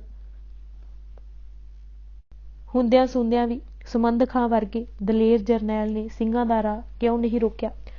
ਸਿੰਘ ਅੰਮ੍ਰਿਤਸਰੋਂ ਅੱਗੇ ਰਿਆੜਕੀ ਨੂੰ ਨਿਕਲ ਗਏ ਅਤੇ ਕਲਾਨੌਰ, ਗੁਰਦਾਸਪੁਰ, ਪਠਾਨਕੋਟ ਜਾ ਲੁੱਟੇ। ਫਿਰ ਦਰਿਆ ਰਾਵੀ ਟੱਪ ਕੇ ਪਸਰੂਰ, ਸਿਆਲਕੋਟ, ਅਲੀਗੜ੍ਹ, ਵਜ਼ੀਰਾਬਾਦ ਦੇ ਇਲਾਕਿਆਂ ਨੂੰ ਬੁਰੀ ਤਰ੍ਹਾਂ ਜਾ ਲੁੱਟਿਆ।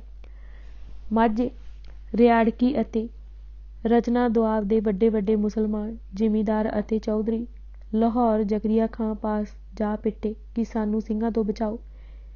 ਇਹਨਾਂ ਨਾਲ ਅੱਗੇ ਵਾਂਗ ਸੁਲ੍ਹਾ ਸਫਾਈ ਕਰ ਲਵੋ ਜਾਂ ਫਿਰ ਕੋਈ ਐਸੀ ਵੱਡੀ ਮੁਹਿੰਮ ਇਹਨਾਂ ਵਿਰੁੱਧ ਚੜ੍ਹਾਓ ਜੋ ਇਹਨਾਂ ਦਾ ਖੁਰਾ ਖੋਜ ਪੰਜਾਬ ਵਿੱਚੋਂ ਮਿਟਾ ਦੇਵੇ। ਖਾਨ ਬਹਾਦਰ ਤਾਂ ਅੱਗੇ ਹੀ ਆਪਣੇ ਵੱਲੋਂ ਪੂਰੀ ਵਾਹ ਲਾ ਥੱਕਿਆ ਸੀ। ਉਸ ਦੀਆਂ ਗਸ਼ਤੀ ਫੌਜਾਂ ਨੇ ਵੀ ਕੋਈ ਨਾਮ ਨਾ ਖੱਟਣ ਵਾਲਾ ਕੰਮ ਨਹੀਂ ਸੀ ਕੀਤਾ। ਉਲਟਾ ਮਾਰ ਖਾ ਕੇ ਮੁੜਦੀਆਂ ਰਹੀਆਂ। ਦਿੱਲੀ ਦੀ ਸ਼ਾਹੀ ਫੌਜ ਸਿੰਘਾਂ ਨੂੰ ਮਾਰ ਮੁਕਾਉਣ ਆਈ ਵੀ ਝੱਖ ਮਾਰ ਕੇ ਮੁੜ ਆਈ ਸੀ। ਲੋਕ ਵੀ ਸੱਚੇ ਸਨ। ਖਾਨ ਬਹਾਦਰ ਵੀ ਸੱਚਾ। ਕਰੇ ਤੇ ਕੀ ਕਰੇ। ਅੰਮ੍ਰਿਤਸਰ ਸ਼ਾਹੀ ਕਬਜ਼ੇ ਵਿੱਚ। ਰੋਜ਼ ਦੀਆਂ ਸ਼ਿਕਾਇਤਾਂ ਅਤੇ ਸਿੰਘਾਂ ਦੀਆਂ ਦਿਨ ਬ ਦਿਨ ਵੱਧਦੀਆਂ ਕਾਰਵਾਈਆਂ ਤੋਂ ਖਾਨ ਬਹਾਦਰ ਬਹੁਤ ਦੁਖੀ ਸੀ। ਇਸ ਪਰੇਸ਼ਾਨੀ ਦੀ ਹਾਲਤ ਵਿੱਚ ਇੱਕ ਦਿਨ ਉਸਨੇ ਸਿਆਣੇ ਵੇ ਮੌਲਵੀਆਂ, ਕਾਜ਼ੀਆਂ ਅਤੇ ਨਜੂਮੀਆਂ ਨੂੰ ਆਪਣੇ ਦਰਬਾਰ ਵਿੱਚ ਬੁਲਾ ਕੇ ਪੁੱਛਿਆ ਕਿ ਇਹ ਸਿੰਘ ਇੰਨੇ ਮਾਰ ਖਪਾਏ ਹਨ, ਘਰਾਂ ਘਾਟਾਂ ਤੋਂ ਕੱਢ ਛੱਡੇ ਹਨ, ਕਿਧਰੇ ਮੁੱਕਣ ਵਿੱਚ ਨਹੀਂ ਆਉਂਦੇ, ਸਗੋਂ ਰੋਜ਼ ਬਰੋਜ਼ ਵੱਧਦੇ ਹੀ ਜਾਂਦੇ ਹਨ। ਇਸ ਦਾ ਕੀ ਕਾਰਨ ਹੈ? ਤੁਸੀਂ ਦੱਸੋ ਕਿ ਇਹਨਾਂ ਨੂੰ ਕਿਵੇਂ ਮੁਕਾਇਆ ਜਾਵੇ। ਅੱਗੋਂ ਉਹਨਾਂ ਜਵਾਬ ਦਿੱਤਾ ਕਿ ਇਹਨਾਂ ਦਾ ਗੁਰੂ ਅੰਮ੍ਰਿਤਸਰ ਵਿਖੇ ਇੱਕ ਸਰੋਵਰ ਬਣਾ ਕੇ ਉਸ ਵਿੱਚ ਆਬੇ ਹਯਾਤ ਪਾ ਗਿਆ ਹੈ। ਉੱਥੋਂ ਨਹਾ ਕੇ ਅਤੇ ਆਬੇ ਹਯਾਤ ਪੀ ਕੇ ਅਮਰ ਹੋ ਜਾਂਦੇ ਹਨ। ਫਿਰ ਇਹ ਕਿਸੇ ਦੇ ਮਰਨ ਗੋਚਰੇ ਨਹੀਂ ਰਹਿ ਜਾਂਦੇ। ਇਹਨਾਂ ਦੇ ਨਾ ਮਰਨ ਅਤੇ ਵਧੀ ਜਾਣ ਦਾ ਇਹੋ ਕਾਰਨ ਹੈ। ਜੇ ਸਿੰਘਾਂ ਦਾ ਅੰਮ੍ਰਿਤਸਰ ਜਾਣਾ ਬੰਦ ਕਰ ਦਈਏ ਤਾਂ ਫਿਰ ਉਸ ਆਬੇ ਹਯਾਤ ਵਾਲੇ ਤਲਾਬ ਵਿੱਚ ਨਾ ਨਹਾ ਸਕਣਗੇ ਅਤੇ ਨਾ ਹੀ ਉਸ ਚੋਂ ਆਬੇ ਹਯਾਤ ਪੀ ਸਕਣਗੇ। ਫਿਰ ਇਹਨਾਂ ਵਿਰੁੱਧ ਕਿਸੇ ਮੁਹਿੰਮ ਦੀ ਲੋੜ ਨਹੀਂ। ਅੱਲਾ ਦੇ ਫਜ਼ਲ ਨਾਲ ਆਪਣੇ ਆਪ ਹੀ ਖਤਮ ਹੋ ਜਾਣਗੇ। ਮੌਲਵੀਆਂ, ਨਜੂਮੀਆਂ ਅਤੇ ਕਾਜ਼ੀਆਂ ਦੀ ਇਹ ਦਲੀਲ ਸੁਣ ਕੇ ਖਾਨ ਬਹਾਦਰ ਨੇ ਕਾਜ਼ੀ ਅਬਦੁਰ ਰਹਿਮਾਨ ਅਤੇ ਮੁਹੰਮਦ ਬਖਸ਼ ਨੂੰ 2000 ਸ਼ਾਹੀ ਫੌਜ ਦੇ ਕੇ ਅੰਮ੍ਰਿਤਸਰ ਨੂੰ ਕਬਜ਼ੇ ਵਿੱਚ ਲੈਣ ਲਈ ਭੇਜਿਆ। ਨਾਲ ਹੀ ਪਕਿਆਈ ਕੀਤੀ ਕਿ ਕੋਈ ਸਿੱਖ ਅੰਮ੍ਰਿਤਸਰ ਦੇ ਲਾਗੇ ਵੀ ਨਾ ਫਟਕਣ ਦਿੱਤਾ ਜਾਵੇ। ਉਹਨਾਂ ਆਉਂਦਿਆਂ ਹੀ ਸ਼ਹਿਰ ਤੇ ਕਬਜ਼ਾ ਕਰ ਲਿਆ ਅਤੇ ਸਰੋਵਰ ਦੁਆਲੇ ਸਖਤ ਪਹਿਰਾ ਬਿਠਾ ਦਿੱਤਾ ਕਿ ਕੋਈ ਸਿੱਖ ਉਸ ਵਿੱਚ ਇਸ਼ਨਾਨ ਨਾ ਕਰ ਸਕੇ ਅਤੇ ਉਸ ਚੋਂ ਅੰਮ੍ਰਿਤ ਨਾ ਪੀ ਸਕੇ। ਇਸ ਅਤੀ ਔਖਦੇ ਸਮੇਂ ਵੀ ਭਾਈ ਮਨੀ ਸਿੰਘ ਜੀ ਆਪਣੇ ਚੰਦ ਸਾਧੂ ਸੰਤ ਸਾਥੀਆਂ ਅਤੇ ਮੁਸਲਮਾਨ ਫਕੀਰਾਂ ਜੋ ਭਾਈ ਸਾਹਿਬ ਦੇ ਵਿਸ਼ਾਲ ਹਿਰਦਾ, ਸਰਵ ਪ੍ਰੇਮੀ, ਜਾਰੋਂ ਬਾਤਨ ਏਕ, ਅੰਦਰੋਂ ਬਾਹਰੋਂ ਇੱਕੋ ਰੂਪ ਦੇ ਦੈਵੀ ਗੁਣਾਂ ਕਾਰਨ ਨਾਲ ਬੜੇ ਪਿਆਰ ਸਤਿਕਾਰ ਨਾਲ ਅੰਮ੍ਰਿਤਸਰ ਰਹਿੰਦੇ ਸਨ। 1721 ਈਸਵੀ ਤੋਂ ਹਰਿਮੰਦਰ ਸਾਹਿਬ ਦੀ ਸੇਵਾ ਕਰਦੇ ਆ ਰਹੇ ਸਨ ਅਤੇ ਲੰਗਰ ਵੀ ਚਲਾ ਰਹੇ ਸਨ। ਇਹਨਾਂ ਦਾ ਪੋਸ਼ਾਕਾ ਸਿੱਧਾ ਸਾਦਾ ਅਤੇ ਸਫੇਦ ਦਸਤਾਰ ਸਾਧੂਆਂ ਵਾਲਾ ਸੀ। ਰਾਠ ਸਿੰਘਾਂ ਦੇ ਬਸਤਰਾਂ ਤੇ ਖਾਸ ਕਰ ਦਸਤਾਰ ਦਾ ਫਰਕ ਸੀ। ਸ਼੍ਰੀ ਦਰਬਾਰ ਸਾਹਿਬ ਤੇ ਕਬਜ਼ਾ ਹੋ ਜਾਣ ਤੇ ਵੀ ਇਹਨਾਂ ਨੂੰ ਜਾਂ ਇਹਨਾਂ ਦੇ ਨਿਰਮਲੇ ਉਦਾਸੀ ਸਾਥੀਆਂ ਨੂੰ ਕਿਸੇ ਨੇ ਕੁਝ ਨਾ ਕਿਹਾ। ਕਾਜ਼ੀ ਅਬਦੁਰ ਰਹਿਮਾਨ ਬੜਾ ਮੁਅੱਤਸਬੀ ਅਤੇ ਸਿੰਘਾਂ ਦਾ ਵੱਡਾ ਵੈਰੀ ਸੀ। ਉਹ ਸਮਝੀ ਬੈਠਾ ਸੀ ਕਿ ਬਸ ਹੁਣ ਸਿੱਖ ਖਤਮ ਹੋਏ ਕੀ ਹੋਏ। ਇਸ ਨੇ ਇੱਕ ਦਿਨ ਲੋਕਾਂ ਵਿੱਚ ਖਲੋ ਕੇ ਕਿਹਾ, ਜੇ ਕੋਈ ਸਿੰਘ ਹੁਣ ਅੰਮ੍ਰਿਤਸਰ ਆ ਕੇ ਇਸ਼ਨਾਨ ਕਰ ਜਾਏ ਤਾਂ ਮੈਂ ਉਸਨੂੰ ਅਸਲ ਸਿੰਘ ਸਮਝਾਂਗਾ, ਨਹੀਂ ਤਾਂ ਇਹ ਨਿਰੋਲ ਗਿੱਦੜ ਹਨ। ਸ਼ੇਰ ਨਾਮ ਨੂੰ ਸਿਰਫ ਲਾਜ ਹੀ ਲਾ ਰਹੇ ਹਨ। ਕਾਜੀ ਦੀ ਇਹ ਹੰਕਾਰ ਭਰੀ ਬਕਵਾਸ ਉਡਦੀ ਉਡਦੀ ਖਾਲਸਾ ਦਲ ਵਿੱਚ ਪਹੁੰਚ ਗਈ। ਸਿੰਘਾਂ ਦੀ ਜੂਹ ਵਿੱਚ ਕਾਜੀ ਦੀ ਬੜਕ ਸਰਦਾਰ ਸੁੱਖਾ ਸਿੰਘ ਮਾੜੀ ਕੰਬੋਕੀ ਅਤੇ ਸਰਦਾਰ ਥਰਾਜ ਆਪਣੇ ਵਰਗੇ ਮਣਚਲੇ 50 ਸਿੰਘਾਂ ਦਾ ਜਥਾ ਲੈ ਕੇ ਇਸ਼ਨਾਨ ਕਰਨ ਵਾਸਤੇ ਅੰਮ੍ਰਿਤਸਰ ਸਾਹਿਬ ਨੂੰ ਤੁਰ ਪਏ। ਕਰੀਬ ਪਹੁੰਚ ਕੇ ਜਥੇ ਨੂੰ ਤਾਂ ਚਾਟੀਵਿੰਡ ਦਰਵਾਜ਼ੋਂ ਬਾਹਰ ਖਿਲਾਰ ਦਿੱਤਾ ਤੇ ਆਪ ਦੋਵੇਂ ਭੇਸ ਬਦਲ ਕੇ ਘੋੜਿਆਂ ਤੇ ਚੜ੍ਹਾਈ ਸਰੋਵਰ ਤੇ ਪੁੱਜੇ। ਅਜੇ ਰਾਤ ਦਾ ਪਿਛਲਾ ਪਹਿਰ ਭਾਵ ਅੰਮ੍ਰਿਤ ਵੇਲਾ ਹੀ ਸੀ। ਸ਼ਾਹੀ ਸੈਨਾ ਦੇ ਸਿਪਾਹੀ ਇਸ ਹੰਕਾਰ ਵਿੱਚ ਮਸਤ ਸਨ ਕਿ ਸਿੱਖਾਂ ਦੀ ਕੀ ਮਜਾਲ ਕਿ ਨਜ਼ਦੀਕ ਦੀ ਵੀ ਫੜਕ ਜਾਣ। ਇਸ਼ਨਾਨ ਕਰਨਾ ਤਾਂ ਇੱਕ ਪਾਸੇ ਰਿਹਾ, ਆਪਣੇ ਤੰਬੂਆਂ ਵਿੱਚ ਬੇਫਿਕਰ ਸੁੱਤੇ ਪਏ ਸਨ। ਦੋਹਾਂ ਸਿੰਘਾਂ ਨੇ ਪਹਿਲਾਂ ਅੰਮ੍ਰਿਤ ਰੂਪੀ ਜਲ ਘੋੜਿਆਂ ਨੂੰ ਪਿਆਇਆ ਅਤੇ ਫਿਰ ਇਸ਼ਨਾਨ ਪਾਣ ਕੀਤਾ। ਅੰਮ੍ਰਿਤਸਰ ਸਾਹਿਬ ਨੂੰ ਦੂਰੋਂ ਹੀ ਨਮਸਕਾਰ ਕੀਤਾ ਅਤੇ ਜੈਕਾਰੇ ਛੱਡਦੇ ਘੋੜਿਆਂ ਤੇ ਸਵਾਰ ਹੋ ਕੇ ਕਾਜੀ ਨੂੰ ਵੰਗਾਰਦੇ ਹੋਏ ਕਿ ਤੇਰੇ ਕੁੱਥਾਂ ਲੱਗਦੇ ਅਸੀਂ ਇਸ਼ਨਾਨ ਕਰ ਚੱਲੇ ਹਾਂ। ਬਣ ਪਿਓ ਦਾ ਪੁੱਤ ਅਤੇ ਹੋ ਸ਼ੇਰਾਂ ਦੇ ਸਾਹਮਣੇ ਘੂਕ ਸੁੱਤਿਆਂ ਜਦ ਅਚਨਚੇਤ ਜੈਕਾਰੇ ਸੁਣੇ, ਸ਼ਾਹੀ ਸੈਨਾ ਵਿੱਚ ਹਲਚਲ ਮਚ ਗਈ।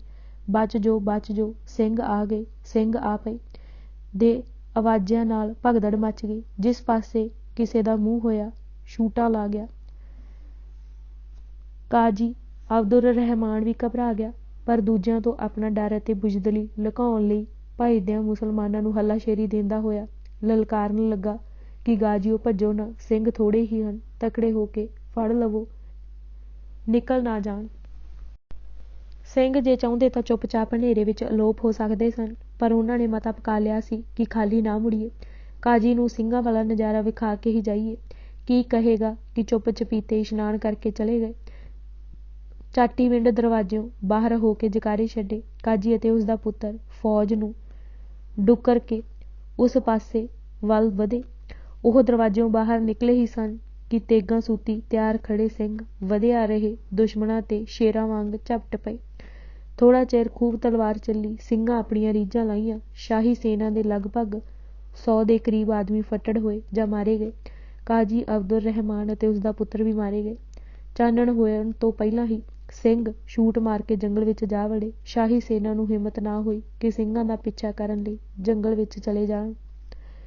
ਜੰਗਲ ਵਿੱਚ ਵੜਨਾ ਤਾਂ ਉਹਨਾਂ ਨੂੰ ਮੌਤ ਵਿਖਾਲੀ ਦਿੰਦਾ ਸੀ। ਫੜਾ ਮਾਰਨ ਵਾਲੇ ਕਾਜੀ ਨੇ ਆਪ ਤਾਂ ਮਰਨਾ ਹੀ ਸੀ, ਨਾਲ ਪੁੱਤ ਨੂੰ ਵੀ ਲੈ ਡੁੱਬਾ। 100 ਕੁ ਹੋਰ ਬੰਦੇ ਸਿਰ ਚੀਰ ਪਾੜ ਕੇ ਸੁੱਟ ਗਏ ਸਨ। ਜਦ ਇਸ ਘਟਨਾ ਦੀ ਖਬਰ ਲਾਹੌਰ ਪੁੱਜੀ, ਜ਼ਕਰੀਆ ਖਾਂ ਨੇ ਗਸ਼ਤੀ ਫੌਜਾਂ ਦੀ ਗਿਣਤੀ ਹੋਰ ਵਧਾ ਦਿੱਤੀ। ਅਫਸਰਾਂ ਨੂੰ ਡਾਢੀ ਸਖਤੀ ਕਰਨ ਦਾ ਹੁਕਮ ਦਿੱਤਾ। ਸਿੰਘਾਂ ਦੀ ਗਿਣਤੀ ਫੌਜ ਦੇ ਮੁਕਾਬਲੇ ਵਿੱਚ ਬਹੁਤ ਥੋੜ੍ਹੀ ਸੀ। ਸਿੰਘ ਵਕਤ ਵਿਚਾਰ ਕੇ ਦਰਿਆ ਸਤਲੁਜ ਟੱਪ ਕੇ ਮਾਲਵੇ ਨੂੰ ਚਲੇ ਗਏ ਅਤੇ ਲੁੱਟਮਾਰ ਕਰਦੇ ਹੋਏ ਹਾਂਸੀ ਹਿਸਾਰ ਤੱਕ ਇਲਾਕੇ ਸੁੱਕ-ਮਾਂਜ ਕਰ ਦਿੱਤੇ।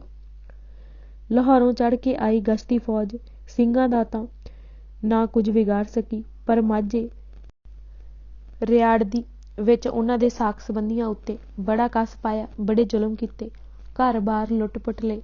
ਇਹ ਘਟਨਾਵਾਂ ਸੰਮਤ 1794 ਬਿਕਰਮੀ ਦੀਆਂ ਹਨ। ਦੀਵਾਨ ਲਖਪਤ ਰਾਏ ਦਾ ਕੁਕਰਮ। ਲਾਹੌਰੋਂ ਦੀਵਾਨ ਲਖਪਤ ਰਾਏ ਨੂੰ ਸਖਤ ਹਦਾਇਤ ਦੇ ਕੇ ਭੇਜਿਆ ਗਿਆ ਕਿ ਅੰਮ੍ਰਿਤਸਰ ਦਾ ਕਰੜਾ ਪ੍ਰਬੰਧ ਕਰੇ। ਇਹ ਮੁਸਲਮਾਨਾਂ ਨਾਲੋਂ ਵਧੇਰੇ ਹੀ ਮੁਗਲ ਰਾਜ ਦਾ ਖੈਰਗਾਹ ਅਤੇ ਵਫ਼ਾਦਾਰ ਸੀ।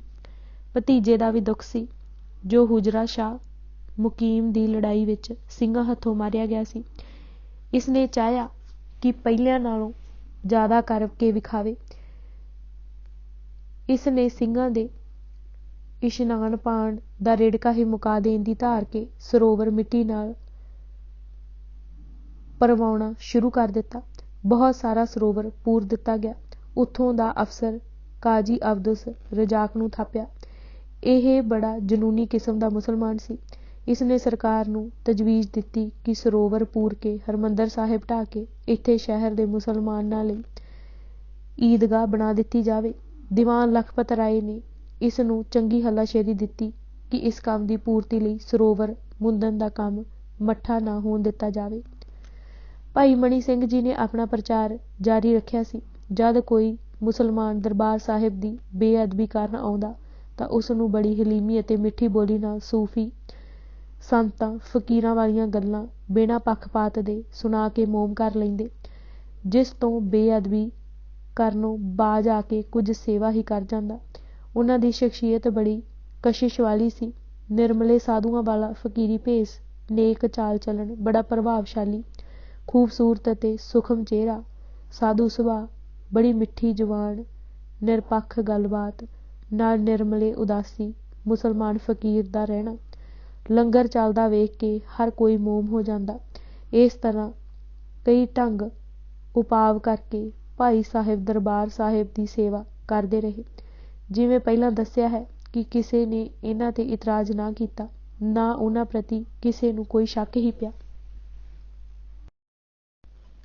ਭਾਈ ਮਣੀ ਸਿੰਘ ਦੀ ਸ਼ਹੀਦੀ।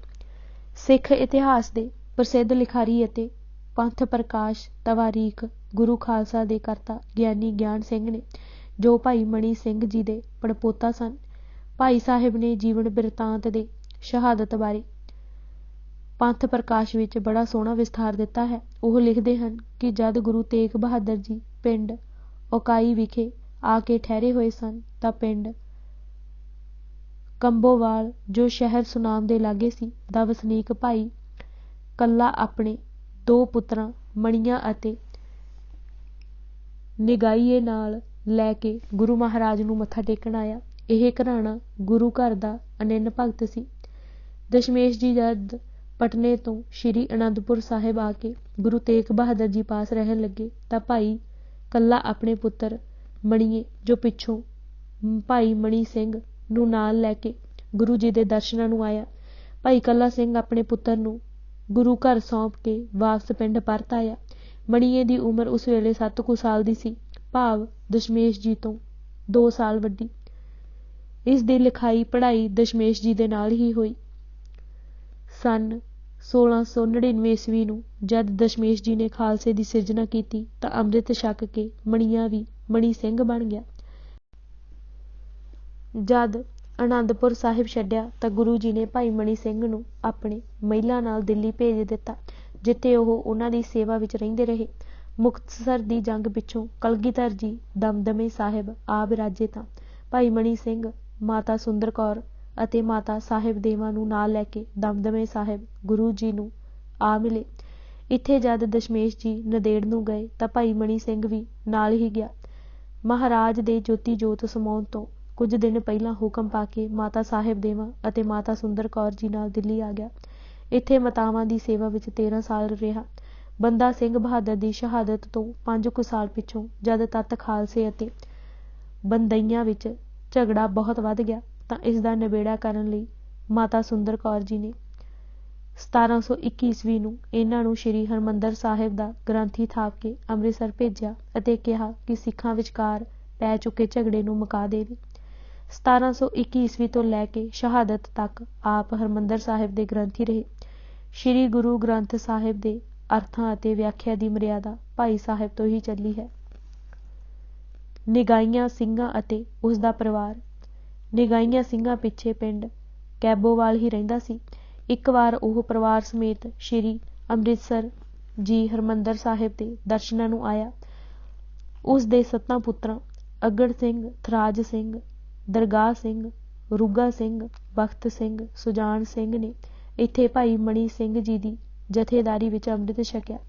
ਪਹਿਲਾਂ 3 ਤਾਂ ਭਾਈ ਸਾਹਿਬ ਦੇ ਪਾਸ ਸ਼੍ਰੀ ਅੰਮ੍ਰਿਤਸਰ ਹੀ ਰਹੇ ਅਤੇ ਬਾਕੀ 4 ਆਪਣੇ ਪਿਤਾ ਨਾਲ ਵਾਪਸ ਪਿੰਡ ਆ ਕੇ ਖੇਤੀ ਦੀ ਕਿਰਤ ਵਿੱਚ ਰੁੱਝ ਗਏ। ਜਦ ਨਵਾਬ ਕਪੂਰ ਸਿੰਘ ਪੰਥ ਦਾ ਜਥੇਦਾਰ ਬਣਿਆ ਤਾਂ ਭਾਈ ਥਰਾਜ ਸਿੰਘ ਉਸ ਦੇ ਜਥੇ ਵਿੱਚ ਜਾ ਰਲਿਆ। ਦਰਗਾਹ ਸਿੰਘ ਅੰਤ ਸਮੇਂ ਤੱਕ ਭਾਈ ਮਣੀ ਸਿੰਘ ਜੀ ਦੀ ਸੇਵਾ ਵਿੱਚ ਰਿਹਾ। ਸਿੰਘਾਂ ਉੱਤੇ ਹੋਰ ਤਰਦੀ। ਲਖਪਤ ਰਾਏ ਅਤੇ ਕਾਜੀ ਅਬਦੁਲ ਰਜ਼ਾਕ ਹੱਥ ਧੋ ਕੇ ਸਿੰਘਾਂ ਮਗਰ ਪਏ ਹੋਏ ਸਨ। ਉਹਨਾਂ ਨੇ ਐਸਾ ਕਰੜਾ ਪ੍ਰਬੰਧ ਕੀਤਾ ਹੋਇਆ ਸੀ ਕਿ ਸਿੰਘਾਂ ਦਾ ਅੰਮ੍ਰਿਤਸਰ ਆਉਣਾ ਜਾਣਾ ਬਿਲਕੁਲ ਬੰਦ ਹੋ ਗਿਆ ਸੀ। ਸਿੱਖ ਗੁਰੂ ਘਰ ਦੇ ਖੁੱਲ੍ਹੇ ਦਰਸ਼ਨਾਂ ਨੂੰ ਤਰਸਣ। ਇਸ ਦਾ ਦੁੱਖ ਭਾਈ ਮਣੀ ਸਿੰਘ ਦੀ ਆਤਮਾ ਲਈ ਅਸਹਿ ਹੋ ਗਿਆ। ਉਹਨਾਂ ਦੀ ਚਿਰਕੋਣੀ ਦਿਲੀ ਰੀਝ ਸੀ ਕਿ ਕਿਸੇ ਢੰਗ ਅਤੇ ਬਹਾਨੇ ਨਾਲ ਅੰਮ੍ਰਿਤਸਰ ਵਿਖੇ ਖਾਲਸਾ ਪੰਥ ਦਾ ਇਕੱਠ ਕੀਤਾ ਜਾਵੇ। ਇਸ ਸ਼ੁਭ ਕਾਰਜ ਵਾਸਤੇ ਉਹਨਾਂ ਅੰਮ੍ਰਿਤਸਰ ਦੇ ਹਾਕਮ ਕਾਜ਼ੀ ਅਬਦੁਲ ਰਜ਼ਾਕ ਨਾਲ ਰਸਾਈ ਕੀਤੀ ਕਿ ਉਹ ਜ਼ਕਰੀਆ ਖਾਂ ਗਵਰਨਰ ਲਾਹੌਰ ਪਾਸੋਂ ਪ੍ਰਵਾਨਗੀ ਲੈ ਕੇ ਦੇਵੇ ਕਿ ਇੱਥੇ ਪੰਥ ਦਾ ਇਕੱਠ ਹੋ ਸਕੇ। ਭਾਈ ਸਾਹਿਬ ਉਸ ਸਾਲ ਦੀ ਦੀਪਮਾਲਾ, ਜੋ ਕਿ ਬਹੁਤੀ ਦੂਰ ਨਹੀਂ ਸੀ, ਉੱਤੇ ਇਹ ਇਕੱਠ ਕਰਨਾ ਚਾਹੁੰਦੇ ਸਨ। ਕਾਜ਼ੀ ਨੇ ਗੱਲ ਅੱਗੇ ਤੋਰੀ ਅਤੇ ਫੈਸਲਾ ਇਹ ਹੋਇਆ ਕਿ ਭਾਈ ਮਣੀ ਸਿੰਘ ਜੀ ਦੀਪਮਾਲਾ ਦਾ ਮੇਲਾ ਕਰਨ ਬਦਲੇ ਸਰਕਾਰ ਲਾਹੌਰ ਨੂੰ 5000 ਰੁਪਏ ਠੇਕੇ ਵਜੋਂ ਦੇਣ। ਕਾਜ਼ੀ ਨੇ ਇਹ ਆਗਿਆ ਲੈ ਕੇ ਦੇਣ ਬਦਲੇ 2000 ਦੀ ਵੱਡੀ ਆਪਣੇ ਲਈ ਅੱਡ ਮੰਗੀ। ਇਹ ਵੀ ਸਰਕਾਰ ਨੇ ਮੰਨ ਲਿਆ ਕਿ ਮੇਲਾ 10 ਦਿਨ ਤੱਕ ਲੱਗਾ ਰਹੇਗਾ ਅਤੇ ਸਰਕਾਰ ਸਿੰਘਾਂ ਦੇ ਅੰਮ੍ਰਿਤਸਰ ਸਾਹਿਬ ਆਉਣ ਉੱਤੇ ਕੋਈ ਰੁਕਾਵਟ ਨਹੀਂ ਪਾਵੇਗੀ। ਸਿੰਘ ਵੀ ਅਮਨ ਅਮਾਨ ਰੱਖਣਗੇ। ਦੀਪਮਾਲਾ ਦਾ ਮੇਲਾ ਸੰਮਤ 1794 ਬਿਕਰਮੀ ਲਾਉਣ ਦੀ ਲਿਖਾ ਪੜ੍ਹੀ ਕਰਕੇ ਦੇਣ ਦੂਰ ਦਰਾਡੇ ਸੰਗਤਾਂ ਅਤੇ ਸਿੰਘਾਂ ਦੇ ਜਥਿਆਂ ਨੂੰ ਚਿੱਠੀਆਂ ਭੇਜ ਦਿੱਤੀਆਂ। ਉਹ ਸਮਝਦੇ ਸਨ ਕਿ ਕਈ ਸਾਲਾਂ ਤੋਂ ਸੰਗਤਾਂ ਗੁਰੂ ਘਰ ਦਿਆਂ ਦਰਸ਼ਨਾਂ ਨੂੰ ਤਰਸ ਰਹੀਆਂ ਹਨ। ਬੜਾ ਵੱਡਾ ਇਕੱਠ ਹੋਵੇਗਾ ਅਤੇ ਬੇਸ਼ੁਮਾਰ ਚੜ੍ਹਾਵਾ ਚੜ੍ਹੇਗਾ, ਜਿਸ ਵਿੱਚੋਂ 7000 ਦੇ ਕੇ ਬਾਕੀ ਹਰਿਮੰਦਰ ਸਾਹਿਬ ਦੀ ਸੇਵਾ ਤੇ ਲਾ ਦਿੱਤਾ ਜਾਵੇਗਾ। ਮੇਲੇ ਦੀ ਖਬਰ ਸੁਣ ਕੇ ਸੰਗਤਾਂ ਵਹੀਰਾਂ ਘੱਤ ਕੇ ਤੁਰ ਪਈਆਂ। ਜਦ ਇਸ ਦੀ ਸੂਹ ਕਾਜ਼ੀ ਨੂੰ ਮਿਲੀ ਤਾਂ ਉਸਨੇ ਸਰਕਾਰ ਪਾਸੋਂ ਮੇਲੇ ਦੇ ਪ੍ਰਬੰਧ ਲਈ ਹੋਰ ਫੌਜ ਮੰਗੀ। ਅੰਮ੍ਰਿਤਸਰ ਦੀ ਸੰਗਤ ਨੇ ਬੜੇ ਉਤਸ਼ਾਹ ਨਾਲ ਮੇਲੇ ਲਈ ਤਿਆਰੀਆਂ ਕਰਨੀਆਂ ਆਰੰਭ ਕਰ ਦਿੱਤੀਆਂ। ਸਰੋਵਰ ਵਿੱਚ ਸੁਟਵਾਈ ਮਿੱਟੀ ਆਦਿ ਕੱਢ ਕੇ ਸਾਫ਼ ਕੀਤਾ ਅਤੇ ਖੂਹ ਜੋਤ ਕੇ ਪਾਣੀ ਨਾਲ ਭਰ ਦਿੱਤਾ। ਖਾਨ ਬਹਾਦਰ ਦੀ ਬੇਈਮਾਨੀ ਅਤੇ ਬਦਨੀਤੀ। ਲੱਖੂ ਵਰਗੇ ਦੁਸ਼ਟ ਸਲਾਹਕਾਰ ਜਿਸ ਦੇ ਹੋਣ, ਉਸਦਾ ਈਮਾਨ ਕਿਵੇਂ ਕਾਇਮ ਰਹੇ। ਇਸ਼ਾਰਾ ਦਿੱਤਾ ਕਿ ਸਿੱਖਾਂ ਨੂੰ ਕਾਬੂ ਕਰਨ ਦਾ ਇਸ ਤੋਂ ਵੱਡਾ ਸੁਨਹਿਰੀ ਮੌਕਾ ਨਹੀਂ ਮਿਲ ਸਕਦਾ। ਬੇਈਮਾਨੀ ਦੀ ਮਾੜੀ ਸੋਚ ਨੂੰ ਖੁੱਲ੍ਹ ਖੇਲਣ ਲਈ ਤਾਂ ਮਾਮੂਲੀ ਇਸ਼ਾਰੇ ਅਤੇ ਸਹਾਰੇ ਦੀ ਲੋੜ ਹੁੰਦੀ ਹੈ। ਨਾਜ਼ਮ ਜ਼ਕਰੀਆ ਖਾਂ ਦੀ ਨੀਅਤ ਬਦਲ ਗਈ। ਸੋਚਿਆ ਕਿ ਇੱਥੇ ਬੜੇ ਬੜੇ ਨਾਮੀ ਸਿੰਘ ਸਰਦਾਰ ਇਕੱਠੇ ਹੋਣਗੇ, ਕਿਉਂ ਨਾ ਇੱਥੇ ਹੀ ਫੜ ਲਏ ਜਾਣ। ਨਾਮਵਰ ਜ਼ਾਲਮ ਫੌਜਦਾਰਾਂ ਨੂੰ ਬਹੁਤ ਸਾਰੀ ਫੌਜ ਮੇਲੇ ਦੀ ਰਾਖੀ ਦੇ ਬਹਾਨੇ ਦੇ ਕੇ ਅੰਮ੍ਰਿਤਸਰ ਭੇਜ ਦਿੱਤਾ, ਜੋ ਵਰਤਮਾਨ ਖਾਲਸਾ ਕਾਲਜ, ਪੁਤਲੀ ਘਰ, ਕਿਲ੍ਹਾ ਗੋਬਿੰਦਗੜ੍ਹ ਤੱਕ ਵਿਹਲੀ ਪਈ ਥਾਂ ਤੇ ਆਣ ਉਤਰੀ। ਕੁਝ ਫੌਜ ਸ਼ਹਿਰ ਦੇ ਦੁਆਲੇ ਗਸ਼ਤ ਦੇ ਬਹਾਨੇ ਨਿਗਾਹ ਰੱਖਣ ਲਈ ਲਾ ਦਿੱਤੀ, ਜੋ ਸੂਹ ਰੱਖੇ ਕਿ ਕਿੰਨੇ ਕੁ ਸਿੱਖ ਇਕੱਠੇ ਹੋ ਗਏ ਹਨ ਅਤੇ ਵੱਡੇ ਵੱਡੇ ਸਰਦਾਰ ਕਿੱਥੇ ਕਿੱਥੇ ਪੜਾਅ ਲਈ ਉਤਰ ਰਹੇ ਹਨ। ਇਹ ਫੌਜ ਮੇਲੇ ਦੇ ਪ੍ਰਬੰਧ ਦੀ ਲੋੜੋਂ ਬਹੁਤ ਜ਼ਿਆਦਾ ਸੀ। ਨਵੇਂ ਅਫਸਰਾਂ ਦੇ ਤੌਰ ਤਰੀਕੇ ਅਤੇ ਰੰਗ ਢੰਗ ਵੇਖ ਕੇ ਭਾਈ ਮਣੀ ਸਿੰਘ ਜੀ ਝੱਟ ਭਾਂਪ ਗਏ ਕਿ ਇਸ ਫੌਜ ਦਾ ਐਡੀ ਗਿਣਤੀ ਵਿੱਚ ਆਉਣ ਦਾ ਮਨੋਰਥ ਕੀ ਹੈ।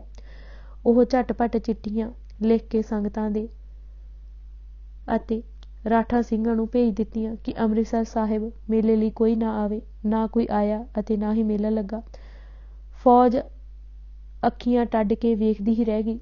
ਕੋਈ ਸਿੰਘ ਉਹਨਾਂ ਦੇ ਮਕਾਰ ਫਰੇਬ ਦੇ ਜਾਲ ਵਿੱਚ ਨਾ ਫਸਿਆ। ਕੇਵਲ ਥੋੜ੍ਹੇ ਜਿਹੇ ਉਦਾਸੀ ਨਿਰਮਲੇ ਸੰਤ ਅਤੇ ਮੁਸਲਮਾਨ ਫਕੀਰ ਹੀ ਇਕੱਠੇ ਹੋਏ। ਭਾਈ ਮਣੀ ਸਿੰਘ ਜੀ ਵੱਲੋਂ ਠੇਕੇ ਦੇ ਟਕੇ ਦੇਣੋਂ ਇਨਕਾਰ ਅਤੇ ਗ੍ਰਿਫਤਾਰੀ।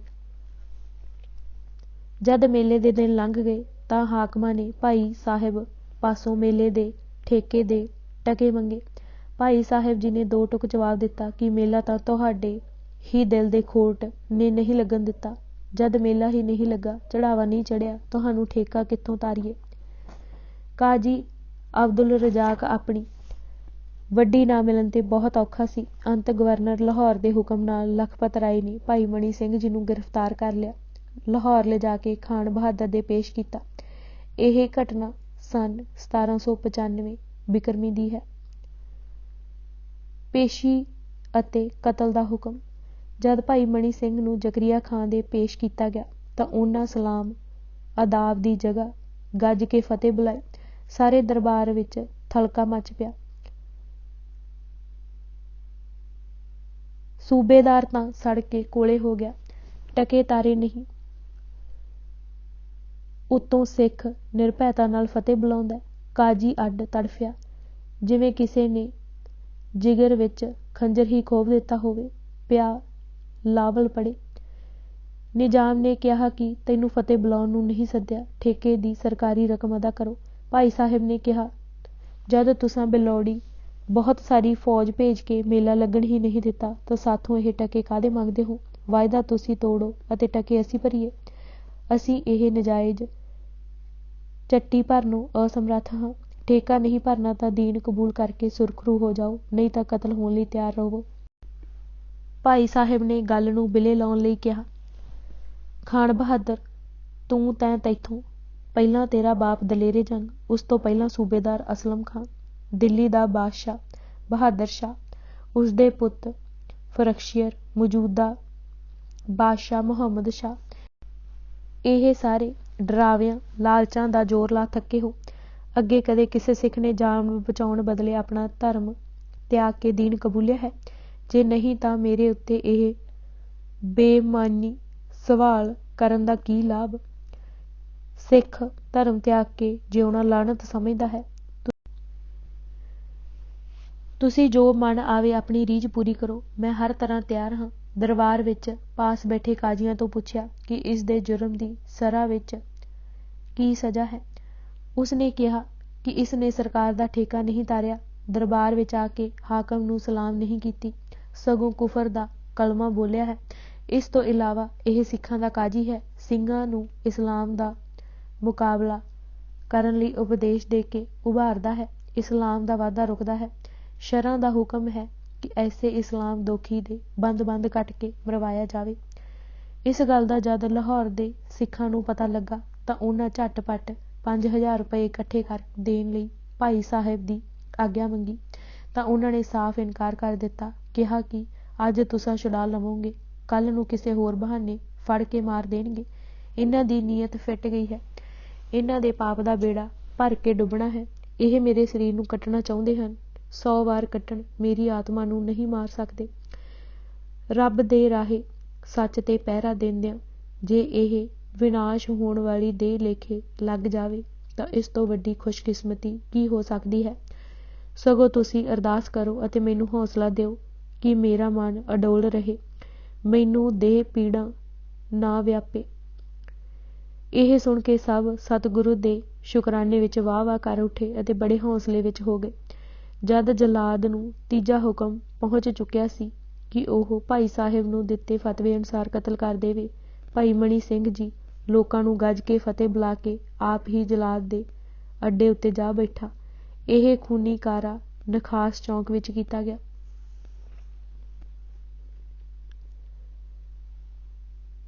ਜਲਾਦ ਭਾਈ ਸਾਹਿਬ ਦਾ ਹੱਥ ਲੱਕੜ ਦੇ ਅੱਡੇ ਉੱਤੇ ਰੱਖ ਕੇ ਗੁੱਟ ਉੱਤੇ ਆਪਣੀ ਤਲਵਾਰ ਮਾਰਨ ਲੱਗਾ ਤਾਂ ਭਾਈ ਸਾਹਿਬ ਨੇ ਉਸ ਨੂੰ ਇਸ ਕਾਹਲੀ ਤੋਂ ਰੋਕਦਿਆਂ ਹੋਇਆਂ ਕਿਹਾ,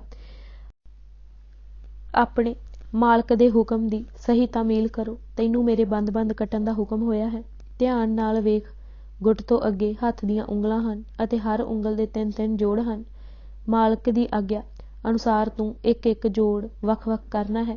ਆਪਣੇ ਹੁਕਮ ਨੂੰ ਪੂਰਾ ਕਰ। ਮੌਤ ਦਾ ਅਜਬ ਤਮਾਸ਼ਾ ਹੈ, ਨਿਰਾਲੀ ਸ਼ਹੀਦੀ ਹੈ। ਸ਼ਹੀਦ ਹੋਣ ਵਾਲਾ ਧਰਮੀ ਸੰਤ ਸ਼ਾਂਤ ਚਿੱਤ ਬੈਠਾ ਹੈ ਅਤੇ ਜਲਾਦ ਨੂੰ ਦੱਸ ਕੇ ਆਪਣੇ ਜੋੜ ਕਟਵਾ ਰਿਹਾ ਹੈ। ਉਸ ਦੀ ਸਮਾਧੀ ਇੰਜ ਲੱਗੀ ਹੋਈ ਹੈ ਮਾਨੋ ਉਸ ਦੇ ਬੰਦ ਕੱਟੇ ਜਾਣ ਨਾਲ ਉਸ ਦਾ ਸੰਬੰਧ ਹੀ ਕੋਈ ਨਹੀਂ ਹੈ। ਉਂਗਲਾਂ ਦੇ ਜੋੜ, ਹੱਥ, ਗੁੱਟ, ਬਾਹਾਂ ਆਦਿ ਕੱਟ ਡਿੱਗ ਰਹੇ ਹਨ।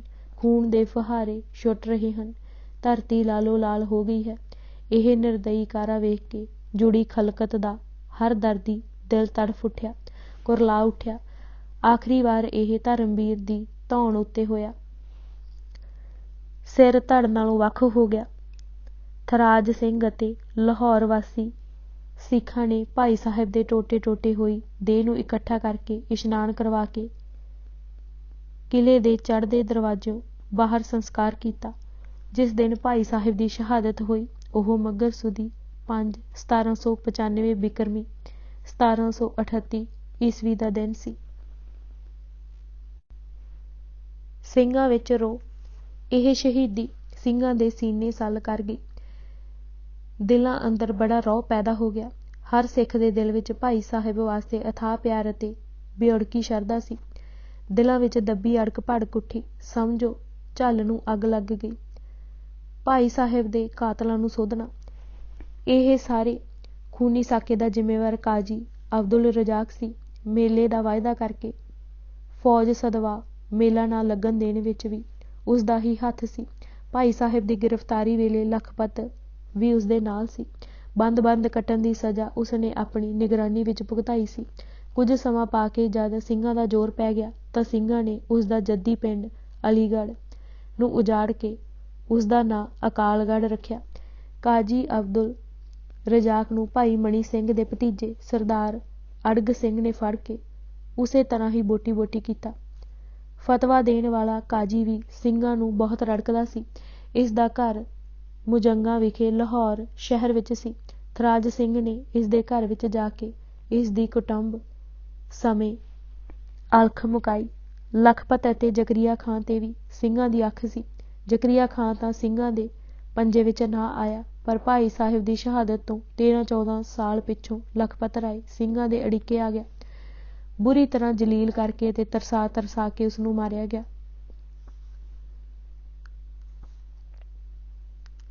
ਸੁਮੰਦ ਖਾਂ ਤੋਂ ਸਿੰਘਾਂ ਨੇ ਸੁੱਖ ਸਾਂਦ ਪੁੱਛੀ। ਜ਼ਕਰੀਆ ਖਾਂ ਦੀ ਗਸ਼ਤੀ ਫੌਜ ਦਾ ਇੱਕ ਉੱਘਾ ਅਫਸਰ ਬੜਾ ਚਾਂਭਲਿਆ ਹੋਇਆ ਅਤੇ ਸਿੰਘਾਂ ਮਗਰ ਬੜਾ ਹੱਥ ਧੋ ਕੇ ਪਿਆ ਹੋਇਆ ਸੀ। ਇਹ ਗਸ਼ਤੀ ਦੌਰੇ ਤੇ ਰਾਵੀਓਂ ਪਾਰ ਲਾਹੌਰ ਨੂੰ ਸਾਹਮਣੇ ਪਿੰਡ ਮਾਣਕ ਵਿਖੇ ਡੇਰਾ ਲਾਈ ਬੈਠਾ ਸੀ। ਬਸ ਫੇਰ ਨੀਲਾ ਹਰਨ ਪੈ ਗਿਆ ਸ਼ੇਰ ਦੀ ਨਿਗਾਹ। ਨਵਾਬ ਕਪੂਰ ਸਿੰਘ ਨੂੰ ਸ਼ਿਕਾਰ ਦੀ ਸੂਹ ਮਿਲ ਗਈ। ਨਵਾਬ ਸਾਹਿਬ ਆਪਣਾ ਜਥਾ ਲੈ ਕੇ ਉਸ ਉੱਤੇ ਜਾ ਪਿਆ। ਥੋੜ੍ਹੀ ਦੇਰ ਦੀ ਲੜਾਈ ਵਿੱਚ ਸੁਮੰਦ ਖਾਂ ਜ਼ਖਮੀ ਹੋ ਕੇ ਫੜਿਆ ਗਿਆ। ਸਿੰਘਾਂ ਨੇ ਘੋੜਿਆਂ ਮਗਰ ਪਾ ਘਸੀਟ ਕੇ ਮਾਰਿਆ। ਜ਼ਕਰੀਆ ਖਾਂ ਵੱਲੋਂ ਸਿੰਘਾਂ ਤੇ ਹੋਰ ਸਖਤਾਈ। ਖਾਨ ਬਹਾਦਰ ਦਾ ਸਿੰਘਾਂ ਉੱਤੇ ਜ਼ੁਲਮ ਤਾਂ ਪਹਿਲਾਂ ਹੀ ਹੱਦ ਬੰਨੇ ਟੱਪ ਚੁੱਕਾ ਸੀ। ਹੁਣ ਜਦ ਭਾਈ ਸਾਹਿਬ ਦੀ ਸ਼ਹੀਦੀ ਨੇ ਸਿੰਘਾਂ ਵਿੱਚ ਰੋਹ ਜਗਾ ਦਿੱਤਾ ਅਤੇ ਮੁਗਲ ਸਰਕਾਰ ਦੇ ਕਾਜ਼ੀ, ਮੁਫਤੀ ਅਤੇ ਸੁਮੰਦ ਖਾਂ ਵਰਗੇ ਗਸ਼ਤੀ ਫੌਜ ਦੇ ਅਫਸਰ ਮਾਰੇ ਗਏ ਤਾਂ ਲਾਹੌਰ ਦੇ ਗਵਰਨਰ ਦੇ ਕ੍ਰੋਧ ਦਾ ਲਾਵਾ ਫੁੱਟ ਕੇ ਵਗ ਤੁਰਿਆ। ਉਸਨੇ ਧਾਰ ਲਈ ਕਿ ਪੰਜਾਬ ਵਿੱਚ ਨਾਮ ਮਾਤਰ ਵੀ ਸਿੰਘ ਨਹੀਂ ਰਹਿਣ ਦੇਣਾ। ਸੋ ਇਹ ਸਾਲ ਸਿੰਘਾਂ ਦੇ ਕਤਲਾਮ ਦਾ ਸੀ। ਭਾਈ ਮਣੀ ਸਿੰਘ ਦੇ ਨਾਲ ਫੜੇ ਗਏ ਕਈ ਸਿੱਖ ਸੰਤ ਚਰਖੜੀਆਂ ਤੇ ਚਾੜ ਕੇ ਮਾਰੇ ਗਏ। ਫੌਜ ਪਿੰਡਾਂ ਵਿੱਚ ਫਿਰ ਨਿਕਲੀ ਜੋ ਅਮਨ ਅਮਾਨ ਨਾਲ ਘਰੀ ਬੈਠੇ ਅਤੇ ਵਾਹੀ ਦੀ ਕਿਰਤ ਕਰਦੇ ਸਨ, ਫੜ ਕੇ ਲਾਹੌਰ ਲਿਆਂਦੇ ਗਏ।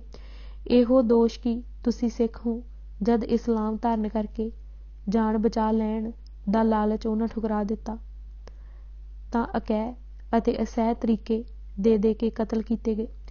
ਨਿਖਾਸ ਵਾਲੀ ਥਾਂ ਖੂਨੀ ਮੰਡੀ ਬਣ ਗਈ। ਲਾਹੌਰੀ ਲੋਕ ਸਿੰਘਾਂ ਦੀ ਕਤਲਾਮ ਦਾ ਤਮਾਸ਼ਾ ਵੇਖਦੇ ਅਤੇ ਮੂੰਹ ਵਿੱਚ ਉਂਗਲਾਂ ਪਾਉਂਦੇ ਕਿ ਇਹ ਲੋਕ ਕਿਸ ਮਿੱਟੀ ਦੇ ਬਣੇ ਹੋਏ ਹਨ। ਨਾ ਇਹਨਾਂ ਨੂੰ ਮੌਤ ਦਾ ਡਰ ਹੈ, ਨਾ ਭੈ ਹੈ, ਨਾ ਲਾਲਚ ਹੀ ਪਾਉਂਦਾ ਹੈ। ਕਿਸੇ ਨੇ ਵੀ ਧਰਮ ਤਿਆਗ, ਜਿੰਦ ਬਚਾਉਣ ਦੀ ਨਹੀਂ ਸੋਚੀ। ਇਹ ਸ਼ਹੀਦੀਆਂ ਅਲੌਕਿਕ ਕਾਰਨਾਮੇ ਹੋ ਨਿਬੜੀਆਂ।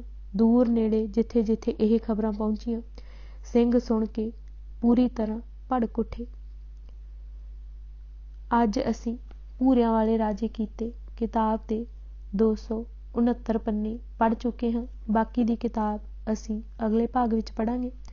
ਵਾਹਿਗੁਰੂ ਜੀ ਕਾ ਖਾਲਸਾ, ਵਾਹਿਗੁਰੂ ਜੀ ਕੀ ਫਤਿਹ।